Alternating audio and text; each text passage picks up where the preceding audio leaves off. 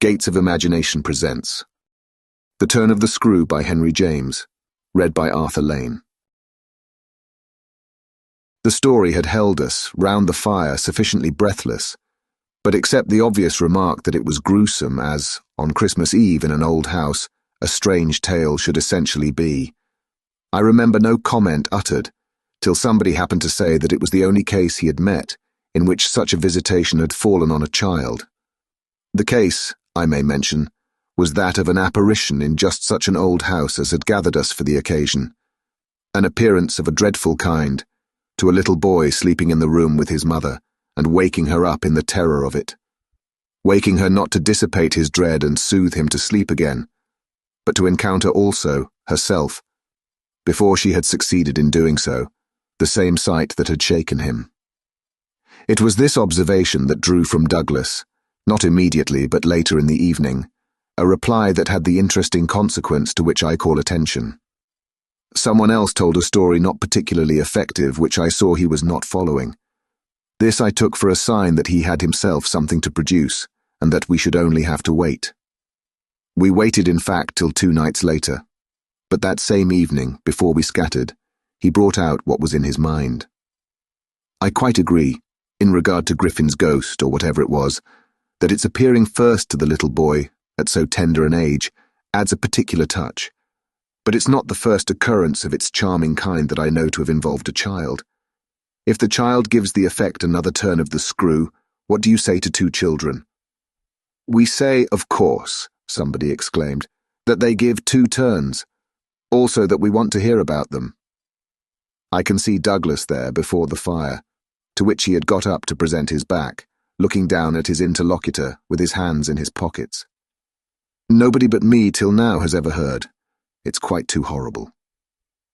This naturally was declared by several voices to give the thing the utmost price, and our friend, with quiet art, prepared his triumph by turning his eyes over the rest of us and going on. It's beyond everything. Nothing at all that I know touches it. For sheer terror, I remember asking. He seemed to say it was not so simple as that, to be really at a loss how to qualify it. He passed his hand over his eyes, made a little wincing grimace. For dreadful! Dreadfulness! Oh, how delicious! Cried one of the women. He took no notice of her. He looked at me, but as if, instead of me, he saw what he spoke of. For general uncanny ugliness, and horror and pain. Well then, I said, just sit right down and begin. He turned round to the fire, gave a kick to a log, watched it an instant. Then, as he faced us again, I can't begin. I shall have to send to town. There was a unanimous groan at this, and much reproach, after which, in his preoccupied way, he explained, The story's written. It's in a locked drawer. It has not been out for years. I could write to my man and enclose the key. He could send down the packet as he finds it. It was to me, in particular, that he appeared to propound this, appeared almost to appeal for aid, not to hesitate. He had broken a thickness of ice, the formation of many a winter, had had his reasons for a long silence. The others resented postponement, but it was just his scruples that charmed me. I adjured him to write by the first post and to agree with us for an early hearing. Then I asked him if the experience in question had been his own. To this his answer was prompt. Oh, thank God, no. And is the record yours? You took the thing down? Nothing but the impression. I took that here. He tapped his heart. I've never lost it. Then your manuscript is in old faded ink and in the most beautiful hand. He hung fire again. A woman's. She has been dead these 20 years. She sent me the pages in question before she died. They were all listening now, and of course there was somebody to be arch, or at any rate to draw the inference. But if he put the inference by without a smile, it was also without irritation. She was a most charming person, but she was 10 years older than I. She was my sister's governess, he quietly said. She was the most agreeable woman I've ever known in her position. She would have been worthy of any whatever. It was long ago, and this episode was long before. I was at Trinity, and I found her at home on my coming down the second summer. I was much there that year, It was a beautiful one, and we had, in her off hours, some strolls and talks in the garden. Talks in which she struck me as awfully clever and nice. Oh yes, don't grin. I liked her extremely, and am glad to this day to think she liked me too. If she hadn't, she wouldn't have told me. She had never told anyone. It wasn't simply that she said so, but that I knew she hadn't. I was sure, I could see. You'll easily judge why when you hear. Because the thing had been such a scare. He continued to fix me. You'll easily judge, he repeated. You will. I fixed him too. I see, she was in love. He laughed for the first time. You are acute. Yes, she was in love, that is, she had been. That came out. She couldn't tell her story without its coming out.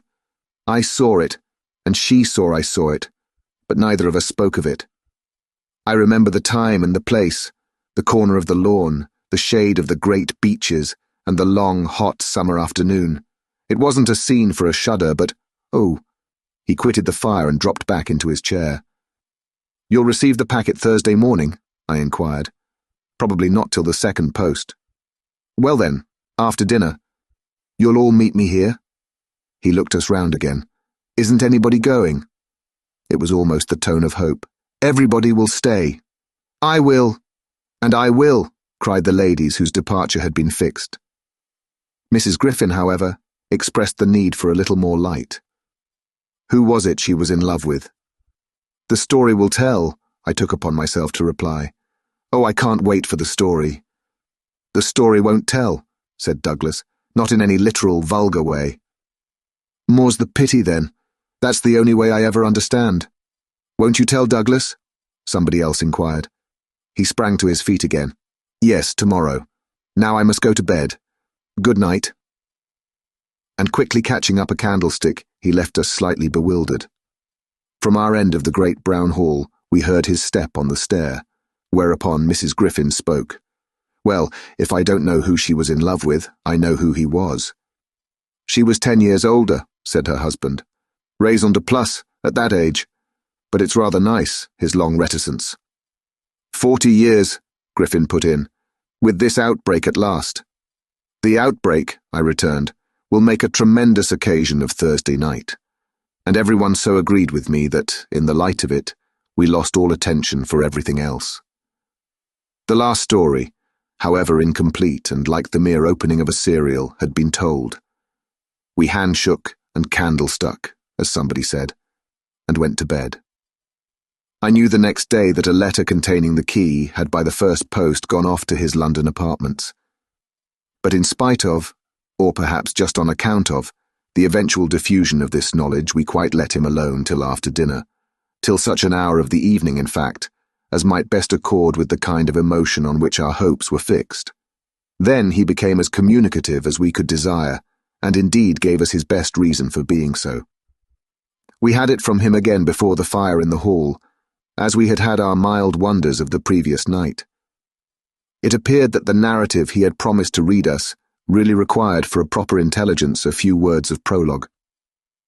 Let me say here distinctly, to have done with it, that this narrative, from an exact transcript of my own made much later, is what I shall presently give. Poor Douglas, before his death, when it was in sight, committed to me the manuscript that reached him on the 3rd of these days, and that on the same spot, with immense effect, he began to read to our hushed little circle on the night of the 4th. The departing ladies who had said they would stay didn't, of course, thank heaven, stay. They departed, in consequence of arrangements made, in a rage of curiosity, as they professed, produced by the touches with which he had already worked us up. But that only made his little final auditory more compact and select, kept it, round the hearth, subject to a common thrill. The first of these touches conveyed that the written statement took up the tale at a point after it had, in a manner, begun.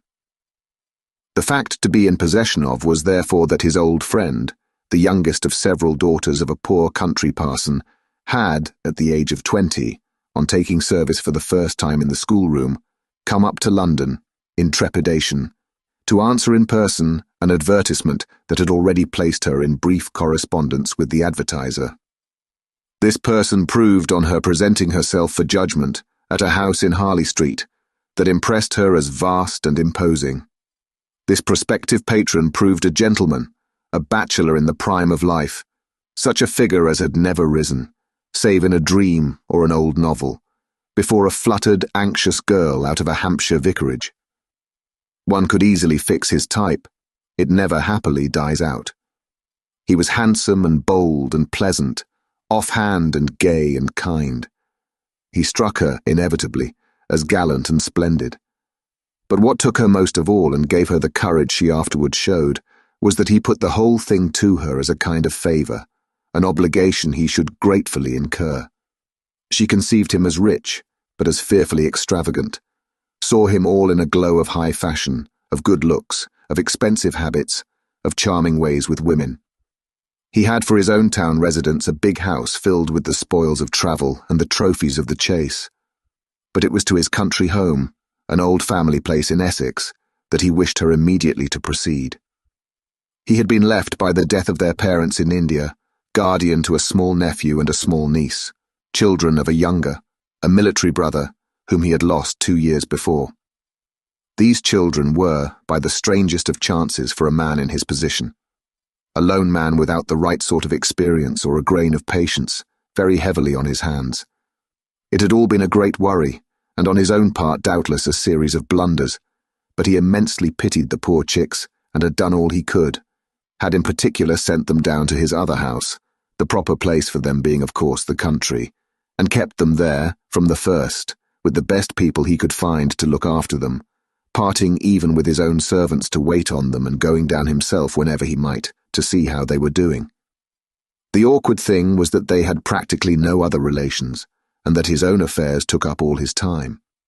He had put them in possession of Bly, which was healthy and secure, and had placed at the head of their little establishment, but below stairs only, an excellent woman, Mrs. Gross, whom he was sure his visitor would like, and who had formerly been maid to his mother. She was now housekeeper, and was also acting for the time as superintendent to the little girl, of whom, without children of her own, she was, by good luck, extremely fond. There were plenty of people to help, but of course the young lady who should go down as governess would be in supreme authority. She would also have in holidays to look after the small boy, who had been for a term at school, young as he was to be sent, but what else could be done? And who, as the holidays were about to begin, would be back from one day to the other. There had been for the 2 children at first a young lady who they had had the misfortune to lose. She had done for them quite beautifully. She was a most respectable person, till her death, the great awkwardness of which had precisely left no alternative but the school for little Miles. Mrs. Gross, since then in the way of manners and things, had done as she could for Flora, and there were further a cook, a housemaid, a dairywoman, an old pony, an old groom, and an old gardener, all likewise thoroughly respectable. So far had Douglas presented his picture when someone put a question. And what did the former governess die of? Of so much respectability? Our friend's answer was prompt. That will come out. I don't anticipate. Excuse me. I thought that was just what you were doing.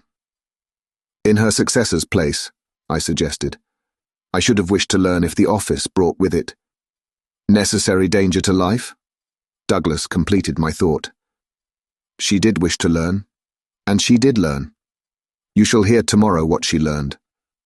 Meanwhile, of course, the prospect struck her as slightly grim. She was young, untried, nervous. It was a vision of serious duties and little company, of really great loneliness.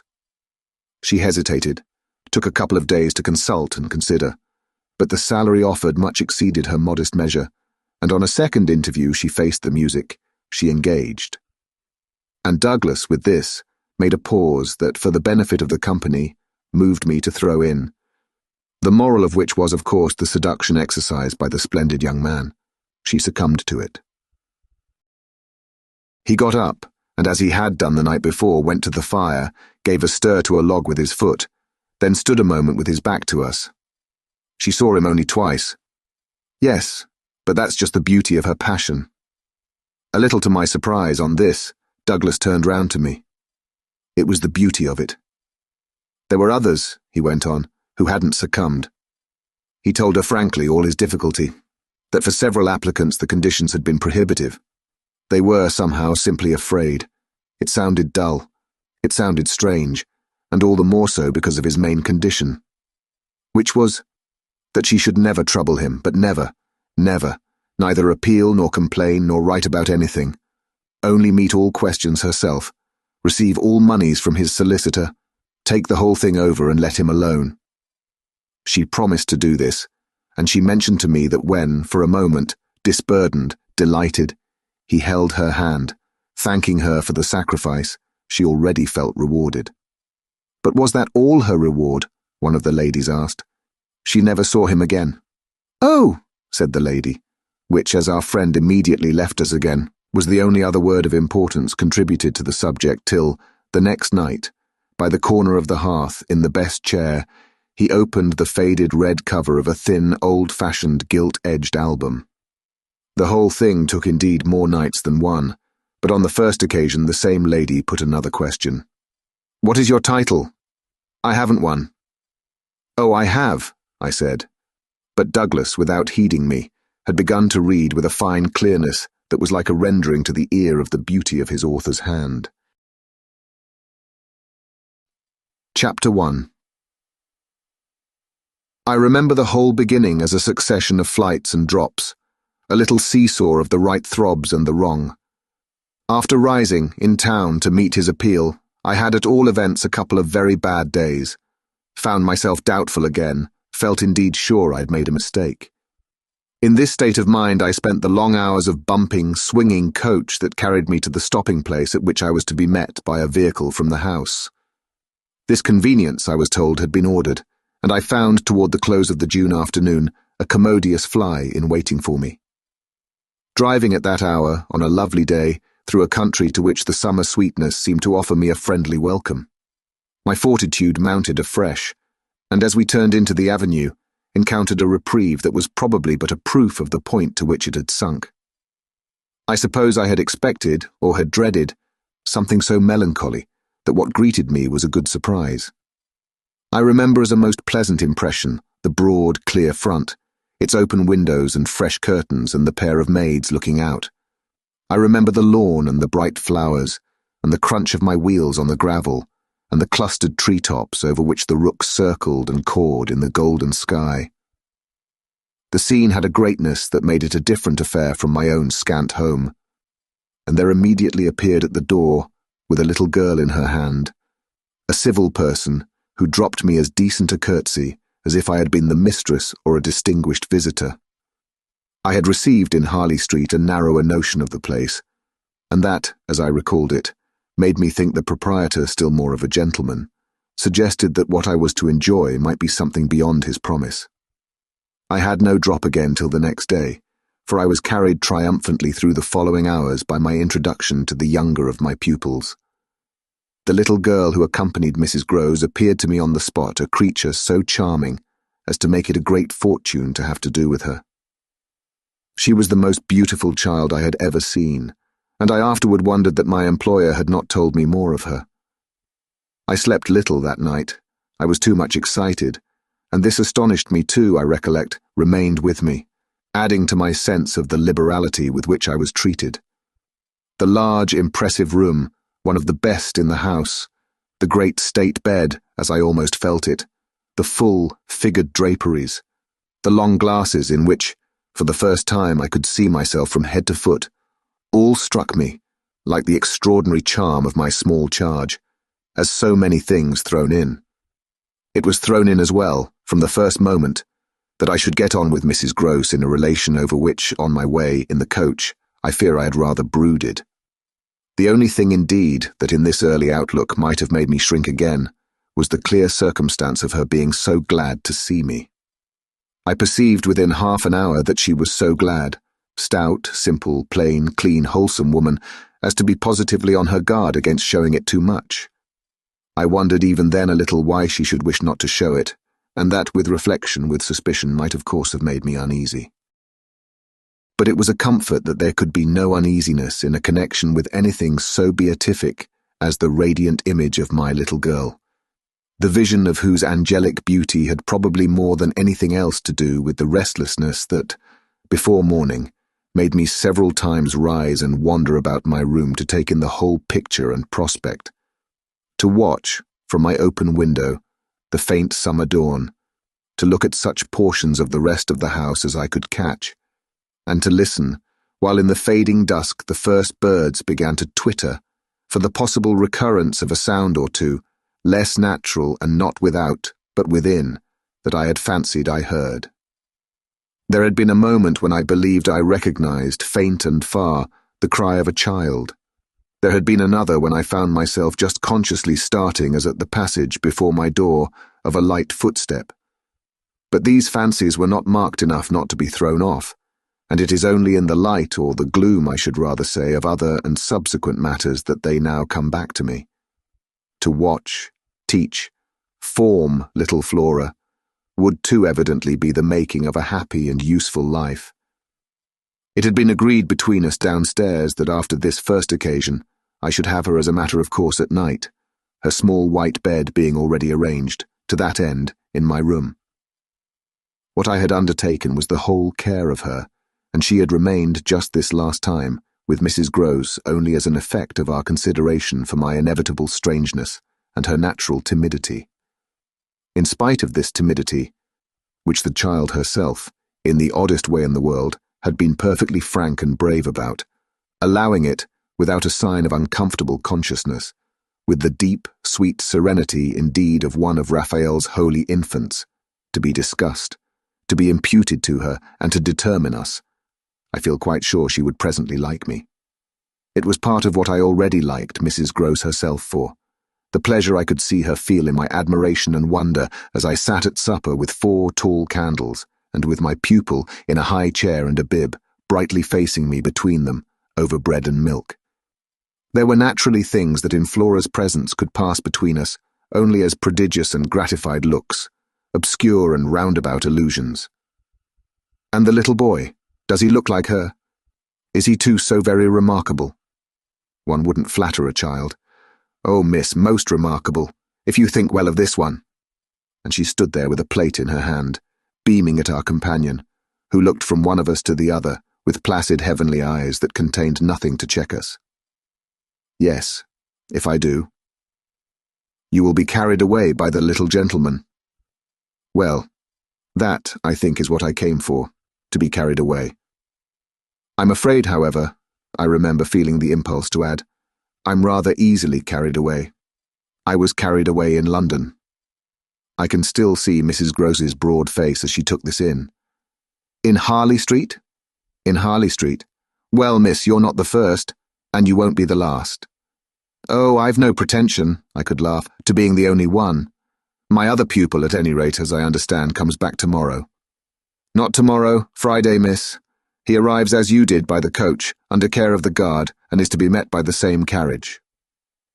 I forthwith expressed that the proper as well as the pleasant and friendly thing would be therefore that on the arrival of the public conveyance I should be in waiting for him with his little sister, an idea in which Mrs. Grose concurred so heartily that I somehow took her manner as a kind of comforting pledge, never falsified, thank heaven, that we should on every question be quite at one. Oh, she was glad I was there. What I felt the next day was, I suppose, nothing that could be fairly called a reaction from the cheer of my arrival. It was probably at the most only a slight oppression produced by a fuller measure of the scale, as I walked round them, gazed up at them, took them in, of my new circumstances. They had, as it were, an extent and mass for which I had not been prepared, and in the presence of which I found myself, freshly, a little scared as well as a little proud. Lessons in this agitation certainly suffered some delay. I reflected that my first duty was, by the gentlest arts I could contrive, to win the child into the sense of knowing me. I spent the day with her out of doors. I arranged with her, to her great satisfaction, that it should be she only, who might show me the place. She showed it step by step and room by room and secret by secret, with droll, delightful, childish talk about it, and with the result, in half an hour, of our becoming immense friends. Young as she was, I was struck, throughout our little tour, with her confidence and courage with the way, in empty chambers and dull corridors, on crooked staircases that made me pause, and even on the summit of an old machicolated square tower that made me dizzy.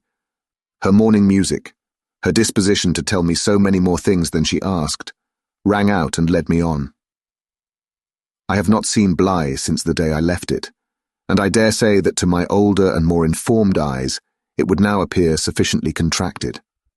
But as my little conductress, with her hair of gold and her frock of blue, danced before me round corners and pattered down passages, I had the view of a castle of romance inhabited by a rosy sprite, such a place as would somehow, for diversion of the young idea, take all colour out of storybooks and fairy tales.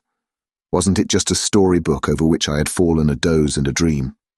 No, it was a big, ugly, antique but convenient house, embodying a few features of a building still older, half replaced and half utilised, in which I had the fancy of our being almost as lost as a handful of passengers in a great drifting ship. Well, I was strangely at the helm. Chapter 2. This came home to me when, 2 days later, I drove over with Flora to meet, as Mrs. Grose said, the little gentleman, and all the more for an incident that, presenting itself the second evening, had deeply disconcerted me. The first day had been, on the whole, as I have expressed, reassuring, but I was to see it wind up in keen apprehension. The post-bag that evening, it came late, contained a letter for me, which, however, in the hand of my employer, I found to be composed, but of a few words enclosing another, addressed to himself, with a seal still unbroken. This, I recognise, is from the headmaster, and the headmaster's an awful bore. Read him, please. Deal with him. But mind you don't report. Not a word. I'm off. I broke the seal with a great effort, so great a one that I was a long time coming to it, took the unopened missive at last up to my room, and only attacked it just before going to bed. I had better have let it wait till morning, for it gave me a second sleepless night. With no counsel to take, the next day I was full of distress, and it finally got so the better of me that I determined to open myself at least to Mrs. Grose. What does it mean, the child's dismissed his school? She gave me a look that I remarked at the moment. Then, visibly, with a quick blankness, seemed to try to take it back. But aren't they all sent home? Yes, but only for the holidays. Miles may never go back at all.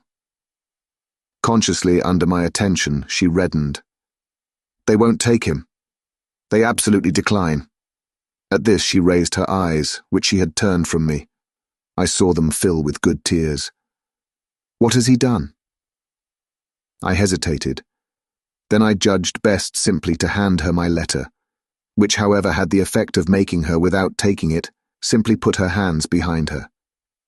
She shook her head sadly. Such things are not for me, miss. My counsellor couldn't read. I winced at my mistake, which I attenuated as I could, and opened my letter again to repeat it to her. Then, faltering in the act, and folding it up once more, I put it back in my pocket. Is he really bad? The tears were still in her eyes. Do the gentlemen say so? They go into no particulars. They simply expressed their regret that it should be impossible to keep him. That can have only one meaning. Mrs. Grose listened with dumb emotion. She forbore to ask me what this meaning might be, so that presently, to put the thing with some coherence and with the mere aid of her presence to my own mind, I went on. That he's an injury to the others. At this, with one of the quick turns of simple folk, she suddenly flamed up. Master Miles? Him an injury? There was such a flood of good faith in it that, though I had not yet seen the child, my very fears made me jump to the absurdity of the idea. I found myself, to meet my friend the better, offering it on the spot, sarcastically. To his poor little innocent mates. It's too dreadful, cried Mrs. Grose, to say such cruel things. Why, he's scarce 10 years old. Yes, yes, it would be incredible. She was evidently grateful for such a profession. See him, miss, first, then believe it. I felt forthwith a new impatience to see him. It was the beginning of a curiosity that, for all the next hours, was to deepen almost to pain. Mrs. Grose was aware I could judge of what she had produced in me, and she followed it up with assurance. "You might as well believe it of the little lady." "Bless her," she added the next moment. "Look at her." I turned and saw that Flora, whom 10 minutes before I had established in the schoolroom with a sheet of white paper, a pencil, and a copy of nice round O's, now presented herself to view at the open door. She expressed in her little way an extraordinary detachment from disagreeable duties, looking to me, however, with a great childish light that seemed to offer it as a mere result of the affection she had conceived for my person, which had rendered necessary that she should follow me. I needed nothing more than this to feel the full force of Mrs. Groce's comparison, and catching my pupil in my arms, covered her with kisses in which there was a sob of atonement. Nonetheless, the rest of the day I watched for further occasion to approach my colleague, especially as, toward evening, I began to fancy she rather sought to avoid me. I overtook her, I remember, on the staircase. We went down together, and at the bottom I detained her, holding her there with a hand on her arm. "I take what you said to me at noon as a declaration that you've never known him to be bad." She threw back her head. She had clearly by this time and very honestly adopted an attitude. "Oh, never known him? I don't pretend that." I was upset again. "Then you have known him?" "Yes, indeed, miss, thank God." On reflection, I accepted this. "You mean that a boy who never is no boy for me." I held her tighter. "You like them with the spirit to be naughty?" Then, keeping pace with her answer, "So do I eagerly brought out. "But not to the degree to contaminate." To contaminate. My big word left her at a loss. I explained it. To corrupt. She stared, taking my meaning in, but it produced in her an odd laugh. "Are you afraid he'll corrupt you?" She put the question with such a fine, bold humour that, with a laugh, a little silly doubtless to match her own, I gave way for the time to the apprehension of ridicule. But the next day, as the hour for my drive approached, I cropped up in another place. "What was the lady who was here before?" "The last governess. She was also young and pretty. Almost as young and almost as pretty, miss, even as you." "Ah, then, I hope her youth and her beauty helped her." I recollect throwing off. "He seems to like us young and pretty." "Oh, he did," Mrs. Groce assented. "It was the way he liked everyone." She had no sooner spoken indeed than she caught herself up. "I mean, that's his way. The master's." I was struck. "But of whom did you speak first?" She looked blank, but she coloured. "Why of him?" "Of the master." "Of who else?" There was so obviously no one else that the next moment I had lost my impression of her having accidentally said more than she meant, and I merely asked what I wanted to know. "Did she see anything in the boy?" "That wasn't right. She never told me." I had a scruple, but I overcame it. "Was she careful? Particular?" Mrs. Groce appeared to try to be conscientious. "About some things, yes, but not about all." Again she considered. "Well, miss, she's gone. I won't tell tales." "I quite understand your feeling," I hastened to reply, but I thought it after an instant not opposed to this concession to pursue. "Did she die here?" "No, she went off." I don't know what there was in this brevity of Mrs. Groce's that struck me as ambiguous. "Went off to die?" Mrs. Groce looked straight out of the window, but I felt that, hypothetically, I had a right to know what young persons engaged for Bly were expected to do. "She was taken ill, you mean, and went home?" "She was not taken ill, so far as appeared in this house. She left it at the end of the year to go home, as she said, for a short holiday, to which the time she had put in had certainly given her a right. We had then a young woman, a nursemaid who had stayed on and who was a good girl and clever, and she took the children all together for the interval. But our young lady never came back, and at the very moment I was expecting her, I heard from the master that she was dead. I turned this over. But of what? He never told me. "But please, miss," said Mrs. Groce, "I must get to my work." Chapter 3. Her thus turning her back on me was fortunately not, for my just preoccupations, a snub that could check the growth of our mutual esteem. We met, after I had brought home little Miles, more intimately than ever on the ground of my stupefaction, my general emotion. So monstrous was I then ready to pronounce it that such a child as had now been revealed to me should be under an interdict. I was a little late on the scene, and I felt, as he stood wistfully looking out for me before the door of the inn at which the coach had put him down, that I had seen him, on the instant without and within, in the great glow of freshness, the same positive fragrance of purity, in which I had from the first moment seen his little sister. He was incredibly beautiful, and Mrs. Grose had put her finger on it. Everything but a sort of passion of tenderness for him was swept away by his presence. What I then and there took him to my heart, for was something divine that I have never found to the same degree in any child, his indescribable little air of knowing nothing in the world but love. It would have been impossible to carry a bad name with a greater sweetness of innocence, and by the time I had got back to Bly with him, I remained merely bewildered. So far, that is, as I was not outraged by the sense of the horrible letter locked up in my room, in a drawer. As soon as I could compass a private word with Mrs. Grose, I declared to her that it was grotesque. She promptly understood me. "You mean the cruel charge? It doesn't live an instant. My dear woman, look at him." She smiled at my pretension to have discovered his charm. "I assure you, miss, I do nothing else." "What will you say then?" she immediately added. In answer to the letter, I had made up my mind. "Nothing." "And to his uncle?" I was incisive.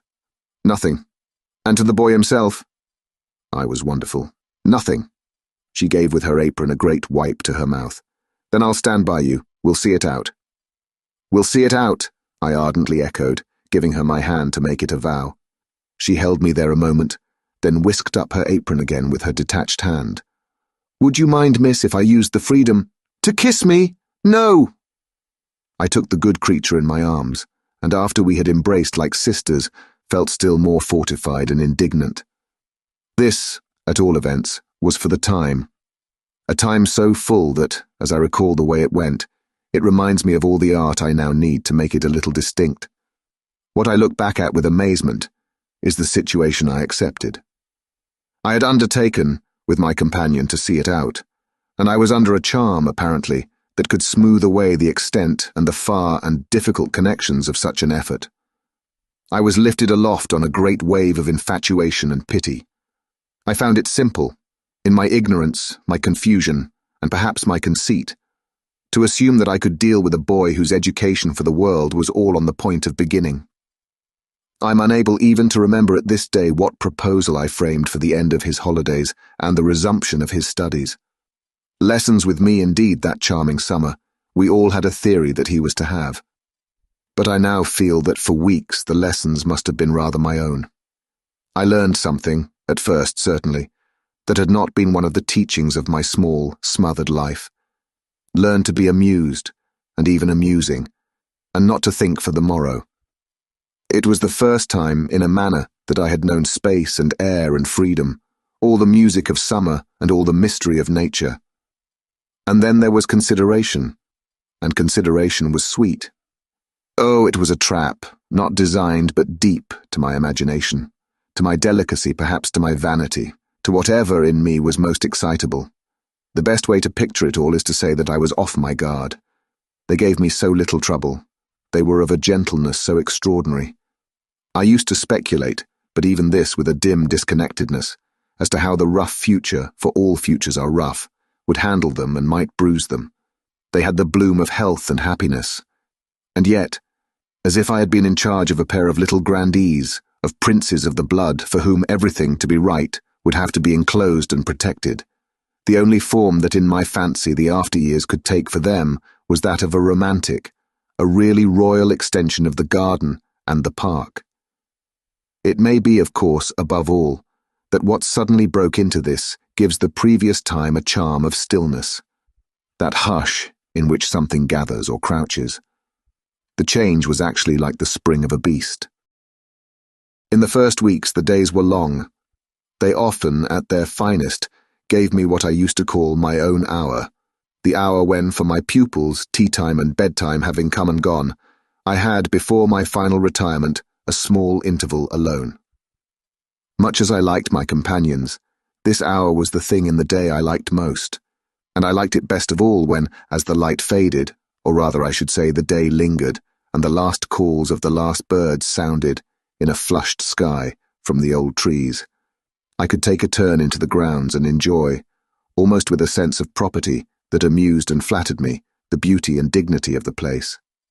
It was a pleasure at these moments to feel myself tranquil and justified, doubtless perhaps also to reflect that by my discretion, my quiet good sense and general high propriety, I was giving pleasure, if he ever thought of it, to the person to whose pressure I had responded. What I was doing was what he had earnestly hoped and directly asked of me, and that I could, after all, do it proved even a greater joy than I had expected. I dare say I fancied myself, in short, a remarkable young woman, and took comfort in the faith that this would more publicly appear. Well, I needed to be remarkable to offer a front to the remarkable things that presently gave their first sign.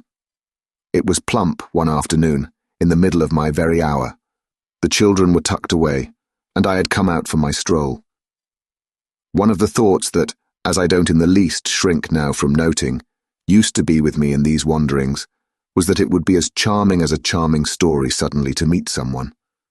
Someone would appear there at the turn of a path and would stand before me and smile and approve. I didn't ask more than that. I only asked that he should know, and the only way to be sure he knew would be to see it, and the kind light of it, in his handsome face. That was exactly present to me, by which I mean the face was, when on the first of these occasions, at the end of a long June day, I stopped short on emerging from one of the plantations and coming into view of the house. What arrested me on the spot, and with a shock much greater than any vision had allowed for, was the sense that my imagination had, in a flash, turned real. He did stand there, but high up, beyond the lawn and at the very top of the tower to which, on that first morning, little Flora had conducted me. This tower was one of a pair, square, incongruous, crenellated structures that were distinguished for some reason, though I could see little difference as the new and the old. They flanked opposite ends of the house, and were probably architectural absurdities, redeemed in a measure indeed by not being wholly disengaged, nor of a height too pretentious, dating, in their gingerbread antiquity, from a romantic revival that was already a respectable past. I admired them, had fancies about them, for we could all profit in a degree, especially when they loomed through the dusk, by the grandeur of their actual battlements. Yet it was not at such an elevation that the figure I had so often invoked seemed most in place. It produced in me, this figure, in the clear twilight, I remember, two distinct gasps of emotion, which were, sharply, the shock of my first and that of my second surprise. My second was a violent perception of the mistake of my first. The man who met my eyes was not the person I had precipitately supposed.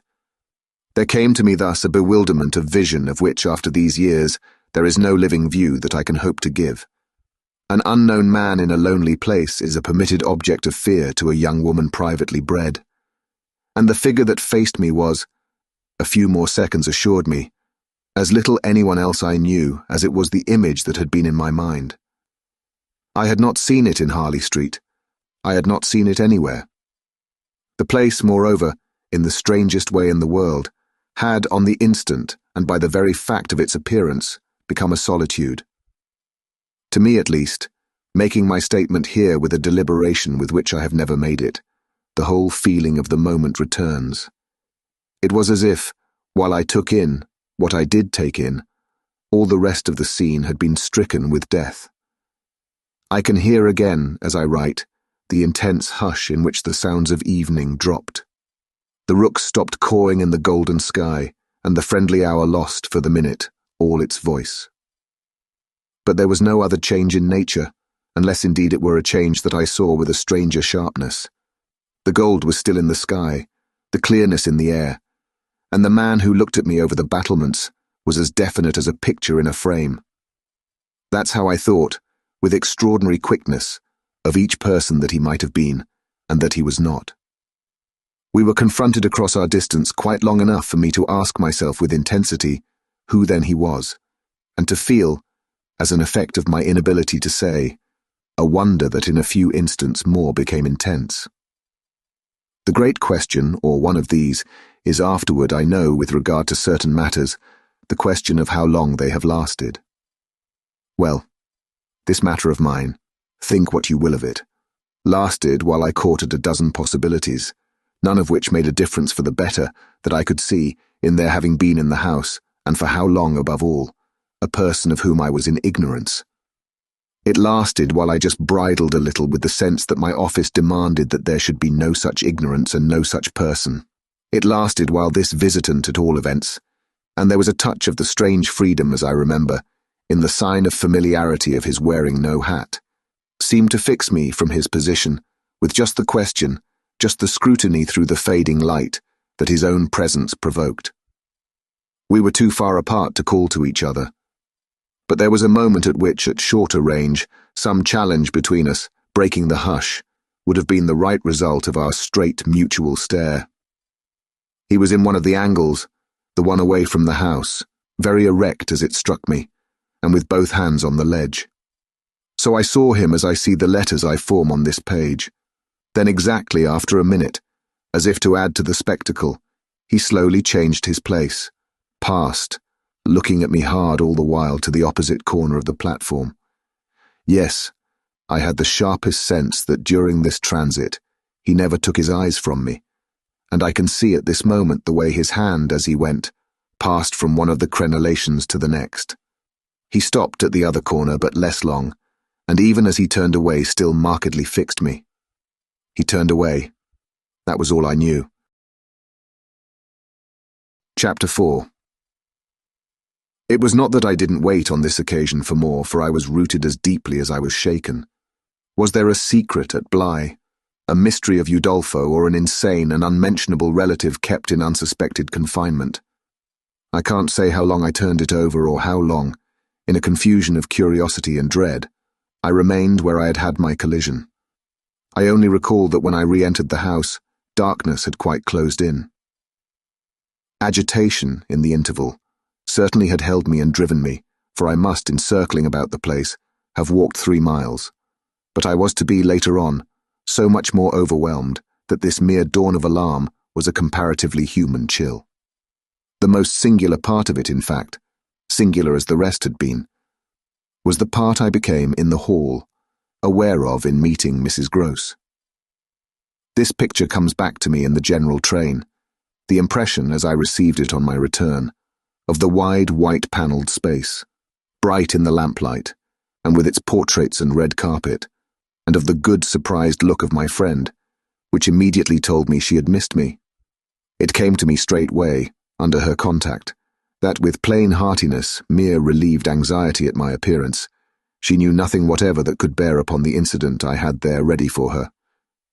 I had not suspected in advance that her comfortable face would pull me up, and I somehow measured the importance of what I had seen by my thus finding myself hesitate to mention it. Scarce anything in the whole history seems to me so odd as this fact, that my real beginning of fear was one, as I may say, with the instinct of sparing my companion.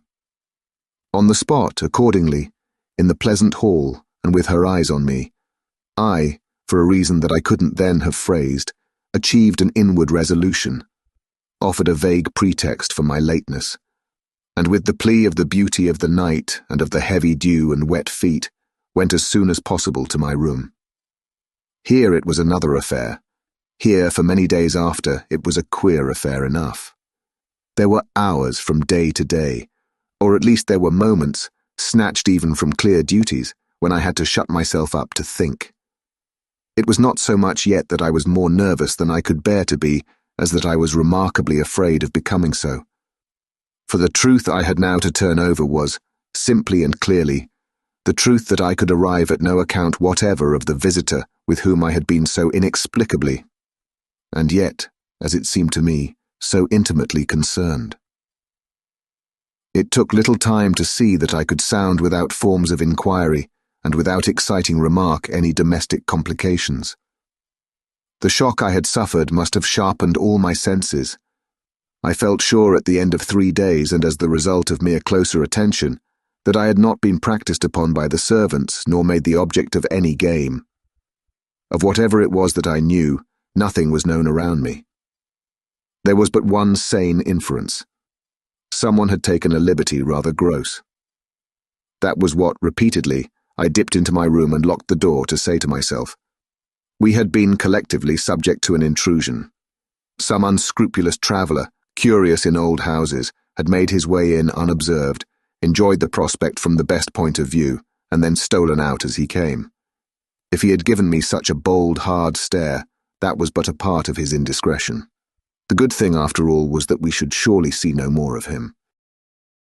This was not so good a thing, I admit, as not to leave me to judge that what essentially made nothing else much signify was simply my charming work. My charming work was just my life with Miles and Flora, and through nothing could I so like it as through feeling that I could throw myself into it in trouble.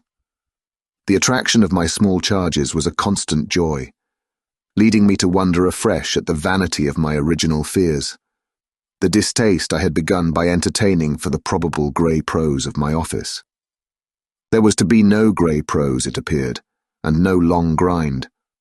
So how could work not be charming that presented itself as daily beauty? It was all the romance of the nursery and the poetry of the schoolroom. I don't mean by this, of course, that we studied only fiction and verse. I mean I can express no otherwise the sort of interest my companions inspired. How can I describe that except by saying that instead of growing used to them, and it's a marvel for a governess, I call the sisterhood to witness, I made constant fresh discoveries. There was one direction, assuredly, in which these discoveries stopped. Deep obscurity continued to cover the region of the boys' conduct at school. It had been promptly given me, I have noted, to face that mystery without a pang. Perhaps even it would be nearer the truth to say that, without a word, he himself had cleared it up. He had made the whole charge absurd. My conclusion bloomed there with the real rose flush of his innocence. He was only too fine and fair for the little, horrid, unclean schoolworld, and he had paid a price for it. I reflected acutely that the sense of such differences, such superiorities of quality, always on the part of the majority, which could include even stupid, sordid headmasters, turn infallibly to the vindictive. Both the children had a gentleness, it was their only fault and it never made Miles a muff, that kept them, how shall I express it, almost impersonal, and certainly quite unpunishable. They were like the cherubs of the anecdote, who had, morally at any rate, nothing to whack. I remember feeling with Miles in especial as if he had had, as it were, no history. We expect of a small child a scant one, but there was in this beautiful little boy something extraordinarily sensitive, yet extraordinarily happy, that more than in any creature of his age I have seen, struck me as beginning anew each day. He had never for a second suffered. I took this as a direct disproof of his having really been chastised. If he had been wicked, he would have caught it, and I should have caught it by the rebound. I should have found the trace. I found nothing at all, and he was therefore an angel.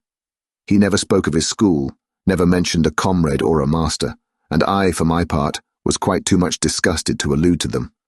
Of course I was under the spell, and the wonderful part is that even at the time, I perfectly knew I was. But I gave myself up to it. It was an antidote to any pain, and I had more pains than one. I was in receipt in these days of disturbing letters from home, where things were not going well. But with my children, what things in the world mattered? That was the question I used to put to my scrappy retirements. I was dazzled by their loveliness. There was a Sunday, to get on, when it rained with such force and for so many hours that there could be no procession to church, in consequence of which, as the day declined, I had arranged with Mrs. Gross that, should the evening show improvement, we would attend together the late service. The rain happily stopped, and I prepared for our walk, which, through the park and by the good road to the village, would be a matter of 20 minutes. Coming downstairs to meet my colleague in the hall, I remembered a pair of gloves that had required 3 stitches, and that had received them, with a publicity perhaps not edifying, while I sat with the children at their tea, served on Sundays by exception, in that cold, clean temple of mahogany and brass, the grown-up dining room. The gloves had been dropped there, and I turned in to recover them. The day was grey enough, but the afternoon light still lingered, and it enabled me, on crossing the threshold, not only to recognize, on a chair near the wide window, then closed, the articles I wanted, but to become aware of a person on the other side of the window and looking straight in.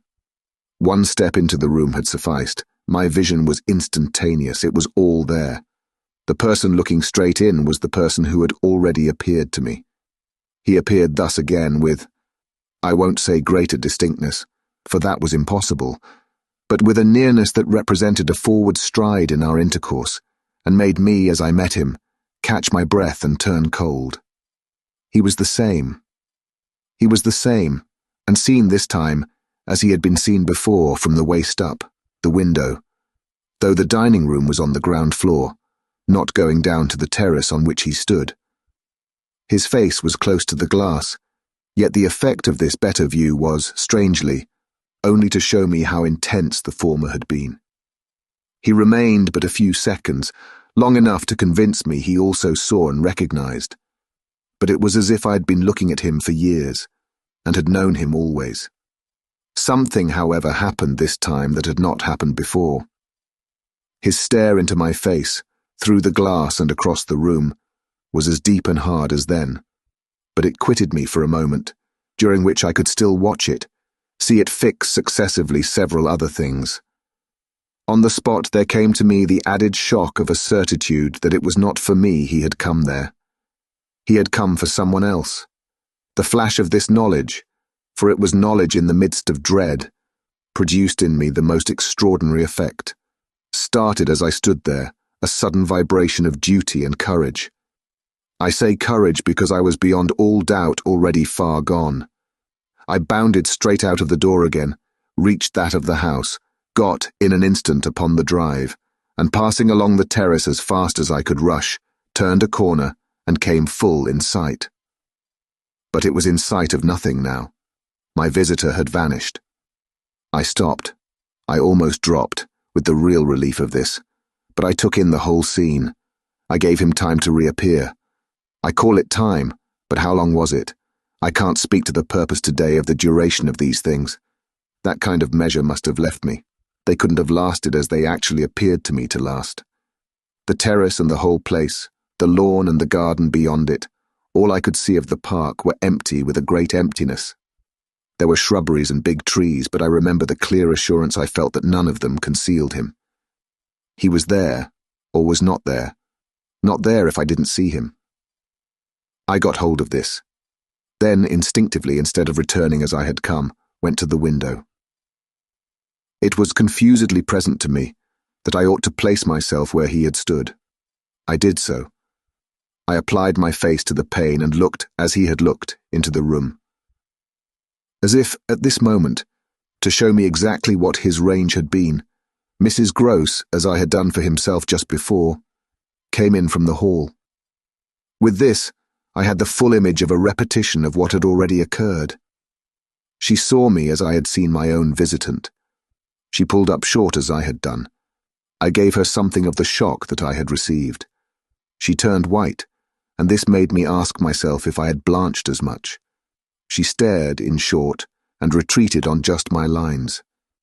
And I knew she had then passed out and come round to me, and that I should presently meet her. I remained where I was, and while I waited, I thought of more things than one. But there's only one I take space to mention. I wondered why she should be scared. Chapter 5. Oh, she let me know as soon as, round the corner of the house, she loomed again into view. What in the name of goodness is the matter? She was now flushed and out of breath. I said nothing till she came quite near. With me? I must have made a wonderful face. Do I show it? You're as white as a sheet. You look awful. I considered. I could meet on this without scruple, any innocence. My need to respect the bloom of Mrs. Gross's had dropped, without a rustle, from my shoulders. And if I wavered for the instant, it was not with what I kept back. I put out my hand to her, and she took it. I held her hard a little, liking to feel her close to me. There was a kind of support in the shy heave of her surprise. "You came for me for church, of course, but I can't go. Has anything happened?" "Yes, you must know now. Did I look very queer?" "Through this window? Dreadful." "Well," I said, "I've been frightened." Mrs. Grose's eyes expressed plainly that she had no wish to be, yet also that she knew too well her place not to be ready to share with me any marked inconvenience. Oh, it was quite settled that she must share. "Just what you saw from the dining room a minute ago was the effect of that. What I saw just before was much worse." Her hand tightened. "What was it?" "An extraordinary man, looking in." "What extraordinary man?" "I haven't the least idea." Mrs. Grose gazed round us in vain. "Then where is he gone?" "I know still less." "Have you seen him before?" "Yes, once, on the old tower." She could only look at me harder. "Do you mean he's a stranger?" "Oh, very much. Yet you didn't tell me." "No, for reasons. But now that you've guessed—" Mrs. Grose's round eyes encountered this charge. "Ah, I haven't guessed," she said very simply. "How can I if you don't imagine?" "I don't in the very least. You've seen him nowhere but on the tower, and on this spot just now." Mrs. Grose looked round again. "What was he doing on the tower? Only standing there and looking down at me." She thought a minute. "Was he a gentleman?" I found I had no need to think. "No," she gazed in deeper wonder. "No. Then nobody about the place? Nobody from the village?" "Nobody, nobody. I didn't tell you, but I made sure." She breathed a vague relief. This was oddly so much to the good. It only went indeed a little way. "But if he isn't a gentleman, what is he? He's a horror." "A horror?" "He's God help me if I know what he is." Mrs. Grose looked round once more. She fixed her eyes on the duskier distance, then, pulling herself together, turned to me with abrupt inconsequence. "It's time we should be at church." "Oh, I'm not fit for church. Won't it do you good?" "It won't do them." I nodded at the house. "The children?" "I can't leave them now." "You're afraid?" I spoke boldly. "I'm afraid of him." Mrs. Grose's large face showed me at this for the first time the faraway faint glimmer of a consciousness more acute. I somehow made out in it the delayed dawn of an idea I myself had not given her, and that was as yet quite obscure to me. It comes back to me that I thought instantly of this as something I could get from her, and I felt it to be connected with the desire she presently showed to know more. "When was it? On the tower?" "About the middle of the month, at this same hour." "Almost at dark," said Mrs. Grose.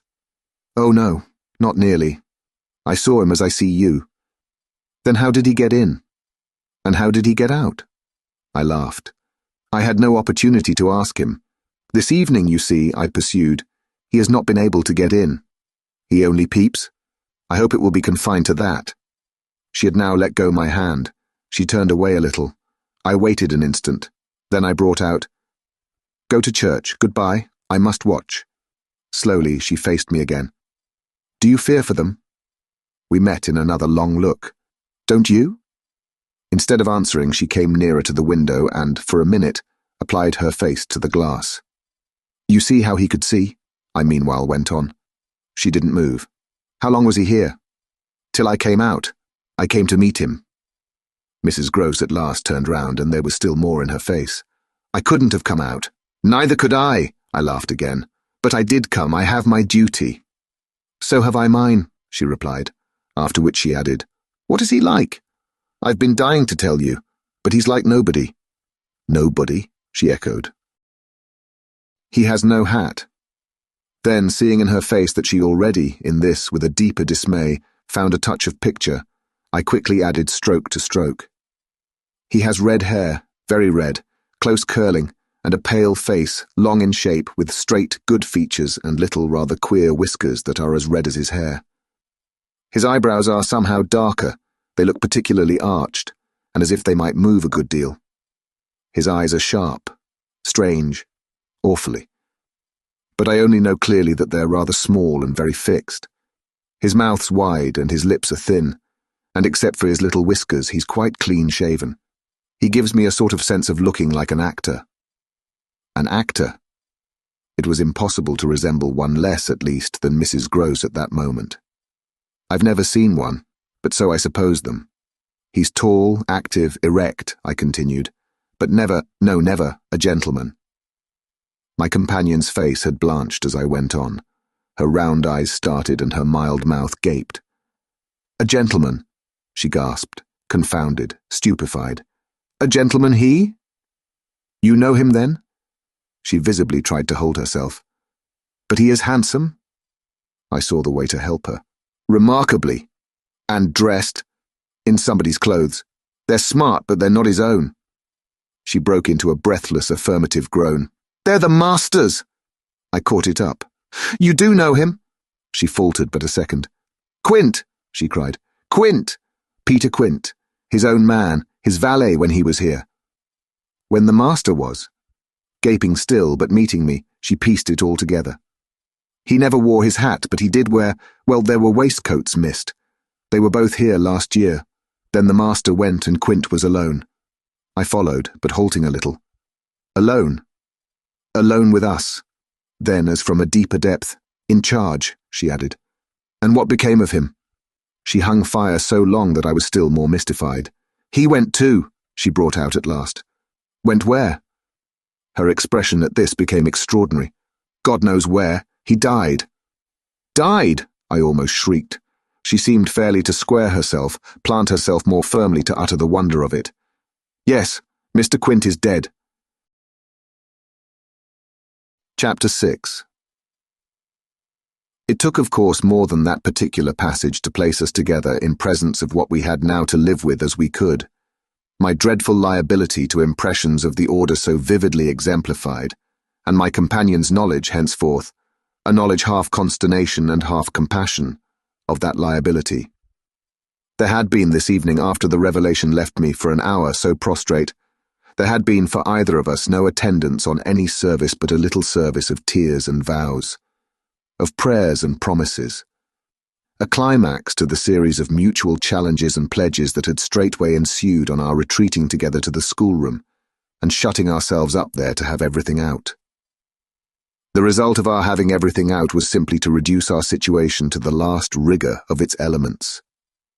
She herself had seen nothing, not the shadow of a shadow, and nobody in the house but the governess was in the governess's plight.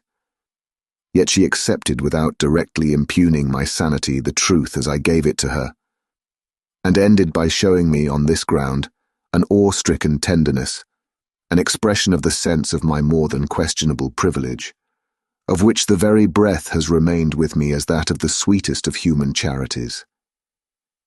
What was settled between us accordingly that night was that we thought we might bear things together, and I was not even sure that in spite of her exemption, it was she who had the best of the burden. I knew at this hour, I think, as well as I knew later, what I was capable of meeting to shelter my pupils, but it took me some time to be wholly sure of what my honest ally was prepared for to keep terms with so compromising a contract. I was queer company enough, quite as queer as the company I received, but as I trace over what we went through, I see how much common ground we must have found in the one idea that, by good fortune, could steady us. It was the idea, the second movement, that led me straight out, as I may say, of the inner chamber of my dread. I could take the air in the court at least, and there Mrs. Groves could join me. Perfectly. Can I recall now the particular way strength came to me before we separated for the night? We had gone over and over every feature of what I had seen. He was looking for someone else, you say? Someone who was not you? He was looking for little Miles. A portentous clearness now possessed me. That's whom he was looking for. But how do you know? I know, my exultation grew. And you know, my dear. She didn't deny this, but I required, I felt, not even so much telling as that. She resumed in a moment at any rate. What if he should see him? Little Miles? That's what he wants. She looked immensely scared again. The child? Heaven forbid. The man. He wants to appear to them. That he might was an awful conception, and yet somehow I could keep it at bay, which moreover, as we lingered there, was what I succeeded in practically proving. I had an absolute certainty that I should see again what I had already seen, but something within me said that by offering myself bravely as the sole subject of such experience, by accepting, by inviting, by surmounting it all, I should serve as an expiatory victim and guard the tranquility of my companions. The children in especial I should thus fence about and absolutely save. I recall one of the last things I said that night to Mrs. Gross. It does strike me that my pupils have never mentioned. She looked at me hard as I musingly pulled up. His having been here and the time they were with him. The time they were with him, and his name, his presence, his history in any way. Oh, the little lady doesn't remember.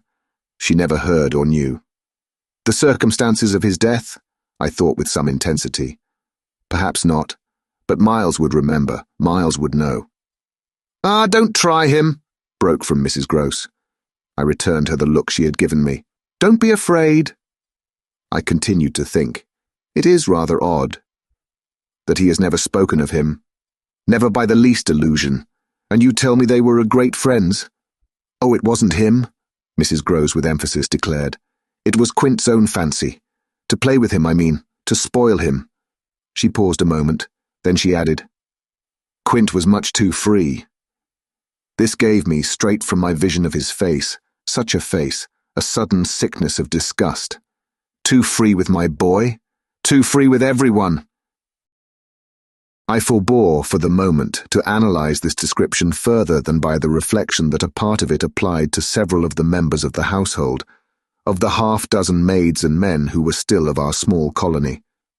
But there was everything for our apprehension in the lucky fact that no discomfortable legend, no perturbation of scullions, had ever, within anyone's memory, attached to the kind old place.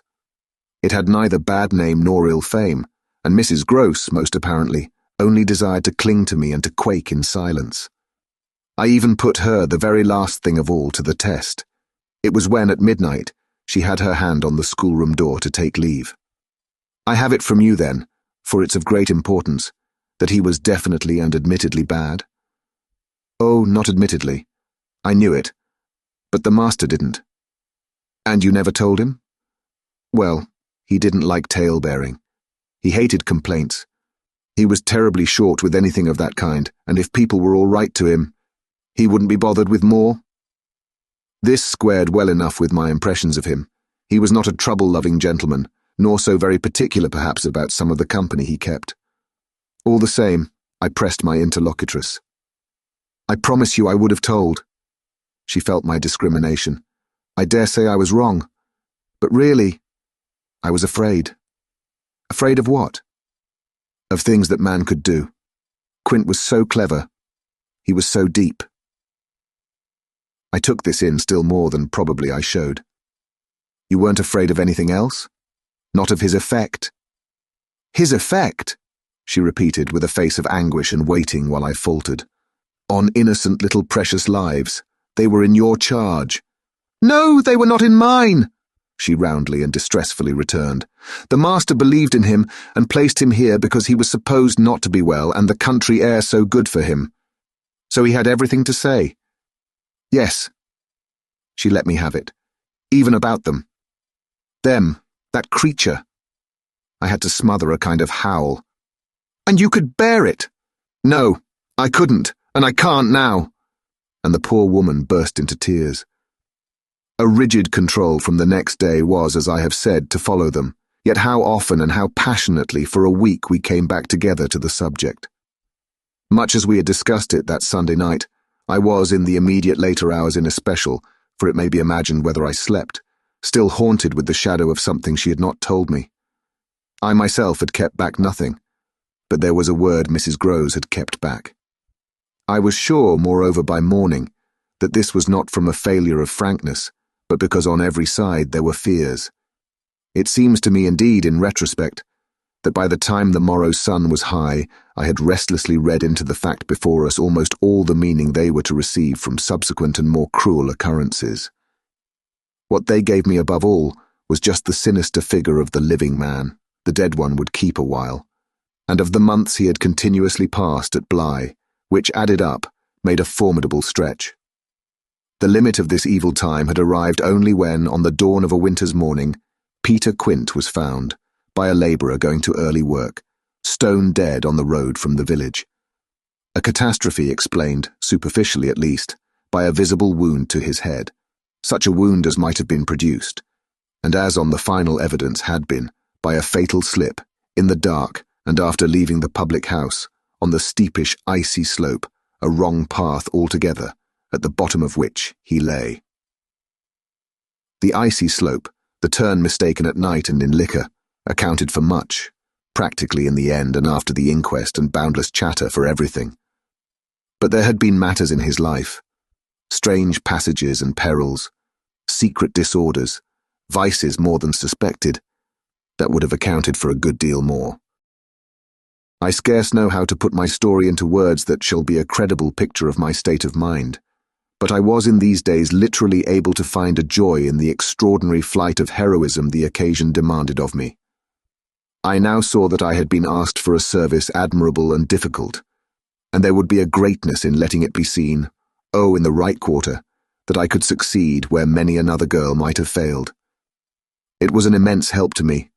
I confess I rather applaud myself as I look back, that I saw my service so strongly and so simply. I was there to protect and defend the little creatures in the world the most bereaved and the most lovable, the appeal of whose helplessness had suddenly become only too explicit, a deep, constant ache of one's own committed heart. We were cut off really together. We were united in our danger. They had nothing but me, and I had them. It was, in short, a magnificent chance. This chance presented itself to me in an image richly material. I was a screen. I was to stand before them. The more I saw, the less they would. I began to watch them in a stifled suspense, a disguised excitement that might well, had it continued too long, have turned to something like madness. What saved me, as I now see, was that it turned to something else altogether. It didn't last as suspense. It was superseded by horrible proofs. Proofs, I say, yes, from the moment I really took hold. This moment dated from an afternoon hour that I happened to spend in the grounds with the younger of my pupils alone. We had left Miles indoors, on the red cushion of a deep window seat. He had wished to finish a book, and I had been glad to encourage a purpose so laudable in a young man whose only defect was an occasional excess of the restless. His sister, on the contrary, had been alert to come out, and I strolled with her half an hour, seeking the shade, for the sun was still high and the day exceptionally warm. I was aware afresh, with her as we went, of how, like her brother, she contrived, it was the charming thing in both children, to let me alone without appearing to drop me, and to accompany me without appearing to surround. They were never importunate, and yet never listless. My attention to them all really went to seeing them amuse themselves immensely without me. This was a spectacle they seemed actively to prepare, and that engaged me as an active admirer. I walked in a world of their invention. They had no occasion whatever to draw upon mine. So that my time was taken only with being, for them, some remarkable person or thing that the game of the moment required, and that was merely, thanks to my superior, my exalted stamp, a happy and highly distinguished sinecure. I forget what I was on the present occasion. I only remember that I was something very important and very quiet, and that Flora was playing very hard. We were on the edge of the lake, and as we had lately begun geography, the lake was the Sea of Azov. Suddenly, in these circumstances, I became aware that, on the other side of the Sea of Azov, we had an interested spectator. The way this knowledge gathered in me was the strangest thing in the world. The strangest, that is, except the very much stranger in which it quickly merged itself. I had sat down with a piece of work, for I was something or other that could sit, on the old stone bench which overlooked the pond, and in this position I began to take in with certitude, and yet without direct vision, the presence at a distance of a third person. The old trees, the thick shrubbery, made a great and pleasant shade, but it was all suffused with the brightness of the hot, still hour. There was no ambiguity in anything, None whatever, at least, in the conviction I from one moment to another found myself forming as to what I should see straight before me and across the lake as a consequence of raising my eyes. They were attached at this juncture to the stitching in which I was engaged, and I can feel once more the spasm of my effort not to move them, till I should so have steadied myself as to be able to make up my mind what to do. There was an alien object in view, a figure whose right of presence I instantly passionately questioned. I recollect counting over perfectly the possibilities, reminding myself that nothing was more natural, for instance, than the appearance of one of the men about the place, or even of a messenger, a postman, or a tradesman's boy from the village. That reminder had as little effect on my practical certitude as I was conscious, still even without looking, of its having upon the character and attitude of our visitor.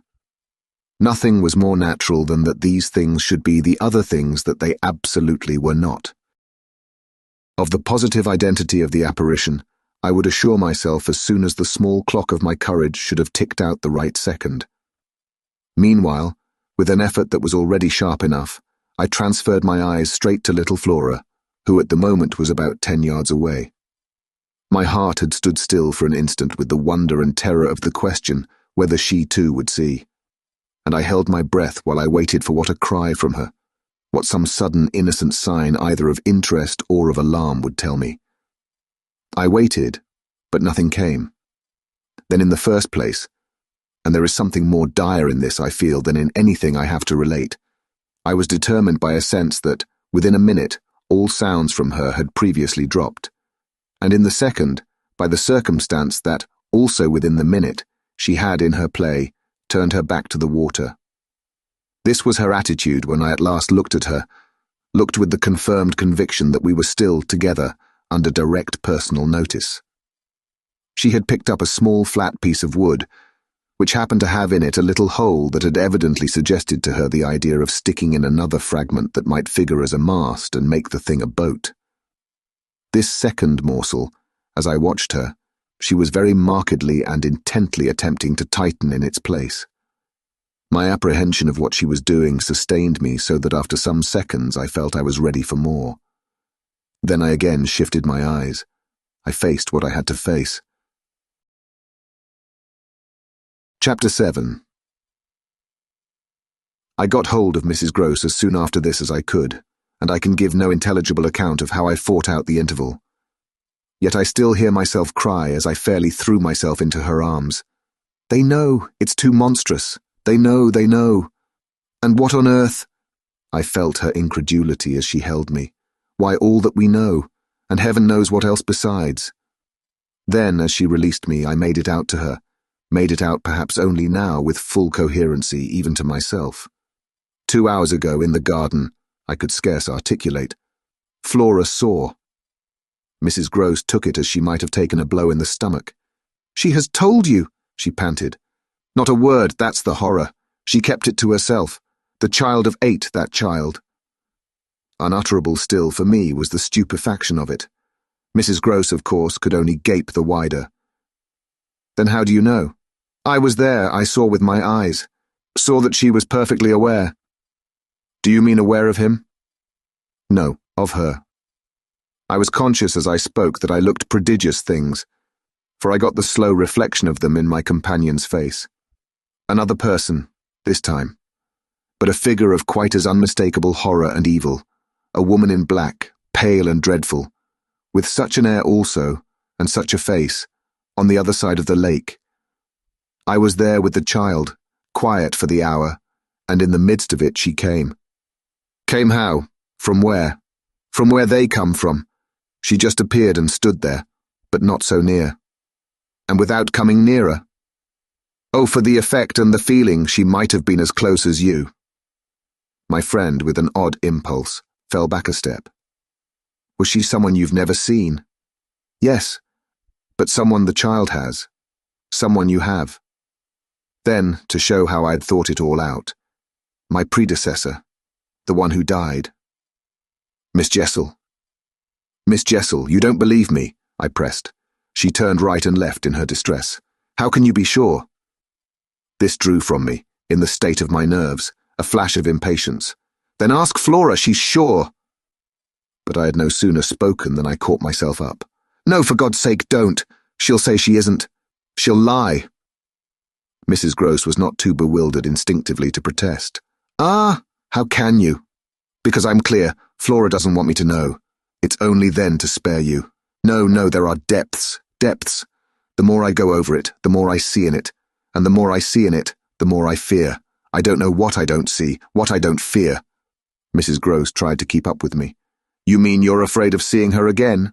Oh no, that's nothing, now. Then I explained. It's of not seeing her. But my companion only looked wan. I don't understand you. Why, it's that the child may keep it up, and that the child assuredly will, without my knowing it. At the image of this possibility, Mrs. Gross for a moment collapsed, yet presently to pull herself together again, as if from the positive force of the sense of what, should we yield an inch, there would really be to give way to.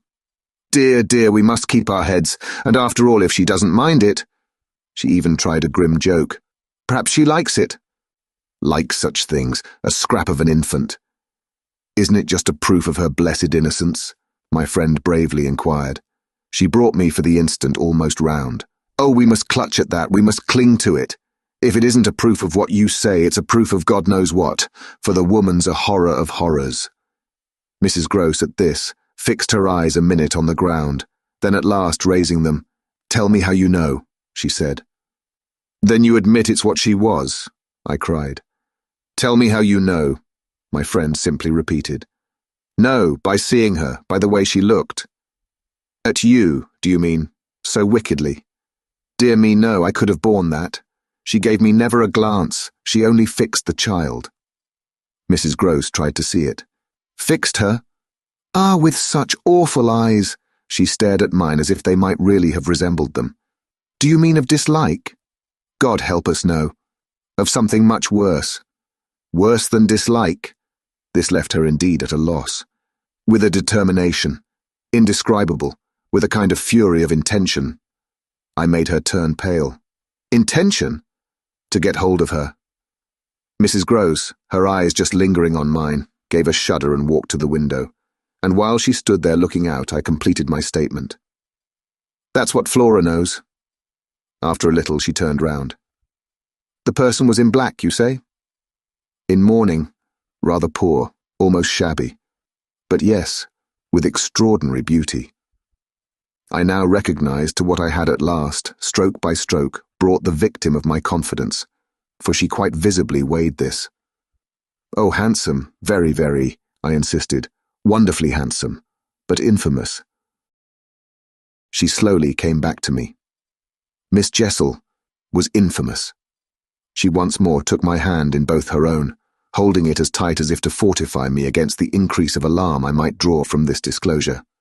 They were both infamous, she finally said. So for a little, we faced it once more together, and I found absolutely a degree of help in seeing it now so straight. I appreciate, I said, the great decency of your not having hitherto spoken, but the time has certainly come to give me the whole thing. She appeared to assent to this, but still only in silence, seeing which I went on. I must have it now. Of what did she die? Come, there was something between them. There was everything, in spite of the difference. Oh, of their rank, their condition. She brought it woefully out. She was a lady. I turned it over, I again saw. Yes, she was a lady. And he so dreadfully below, said Mrs. Gross. I felt that I doubtless needn't press too hard in such company, on the place of a servant in the scale. But there was nothing to prevent an acceptance of my companion's own measure of my predecessor's abasement. There was a way to deal with that, and I dealt, the more readily for my full vision on the evidence of our employer's late clever, good-looking own man, impudent, assured, spoiled, depraved. The fellow was a hound. Mrs. Gross considered as if it were perhaps a little a case for a sense of shades. I've never seen one like him. He did what he wished. With her, with them all. It was as if now in my friend's own eyes Miss Jessel had again appeared. I seemed at any rate for an instant to see their evocation of her as distinctly as I had seen her by the pond, and I brought out with decision. It must have been also what she wished. Mrs. Gross's face signified that it had been indeed, but she said at the same time, "Poor woman, she paid for it." "Then you do know what she died of?" I asked. "No, I know nothing. I wanted not to know. I was glad enough I didn't, and I thanked heaven she was well out of this." "Yet you had then your idea of her real reason for leaving?" "Oh yes, as to that. She couldn't have stayed. Fancy it here for a governess. And afterward I imagined, and I still imagine, and what I imagine is dreadful." "Not so dreadful as what I do," I replied, on which I must have shown her, as I was indeed but too conscious, a front of miserable defeat. It brought out again all her compassion for me, and at the renewed touch of her kindness my power to resist broke down. I burst as I had the other time, made her burst into tears. She took me to her motherly breast, and my lamentation overflowed. "I don't do it," I sobbed in despair. "I don't save or shield them. It's far worse than I dreamed. They're lost."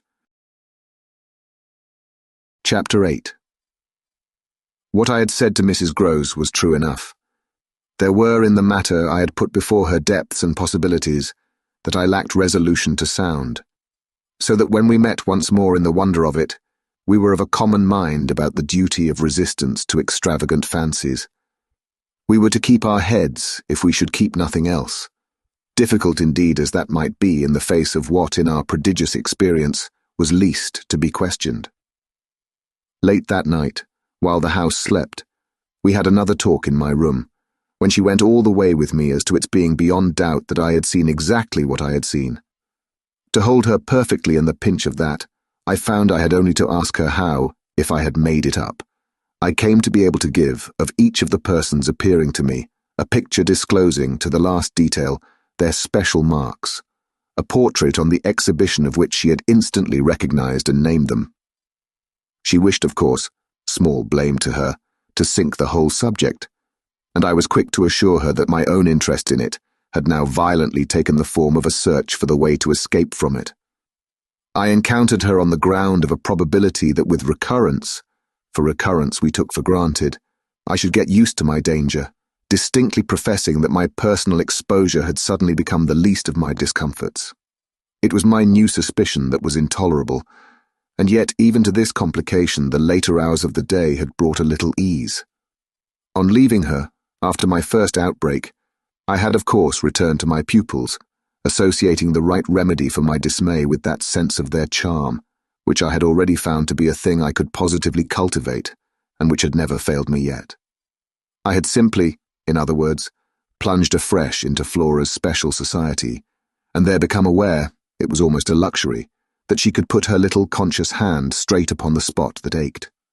She had looked at me in sweet speculation, and then had accused me to my face of having cried.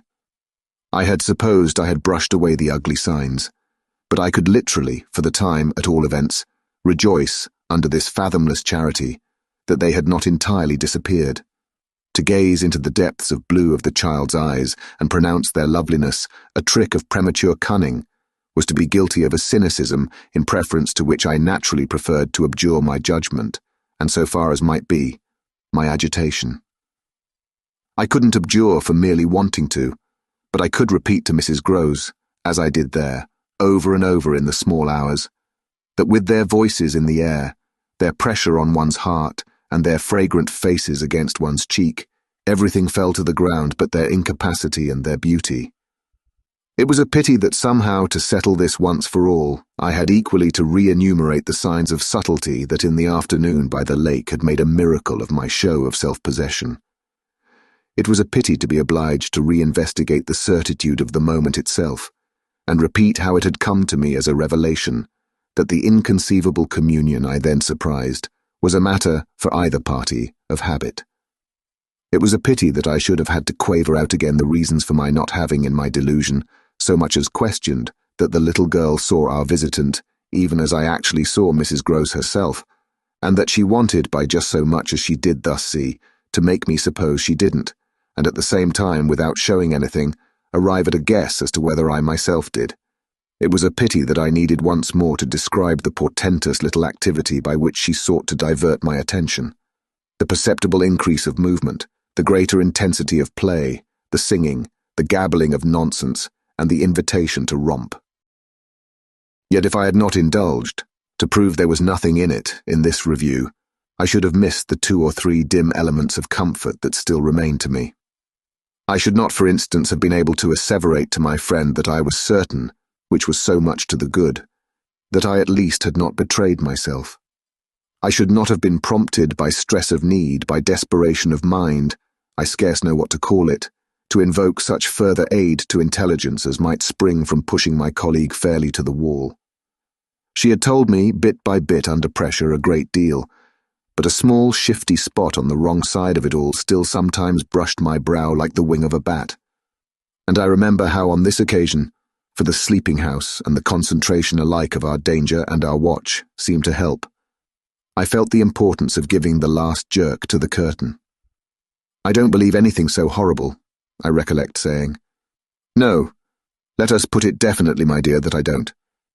But if I did, you know, there's a thing I should require now, just without sparing you the least bit more. Oh, not a scrap, come, to get out of you." What was it you had in mind when, in our distress, before Miles came back, over the letter from his school, you said, under my insistence, that you didn't pretend for him, that he had not literally ever been bad? He has not literally ever. In these weeks that I myself have lived with him and so closely watched him, he has been an imperturbable little prodigy of delightful, lovable goodness. Therefore, you might perfectly have made the claim for him, if you had not, as it happened, seen an exception to take. What was your exception, and to what passage in your personal observation of him did you refer? It was a dreadfully austere inquiry, but levity was not our note, and at any rate, before the grey dawn admonished us to separate, I had got my answer. What my friend had had in mind proved to be immensely to the purpose. It was neither more nor less than the circumstance that for a period of several months Quint and the boy had been perpetually together. It was in fact the very appropriate truth that she had ventured to criticize the propriety, to hint at the incongruity of so close an alliance, and even to go so far on the subject as a frank overture to Miss Jessel.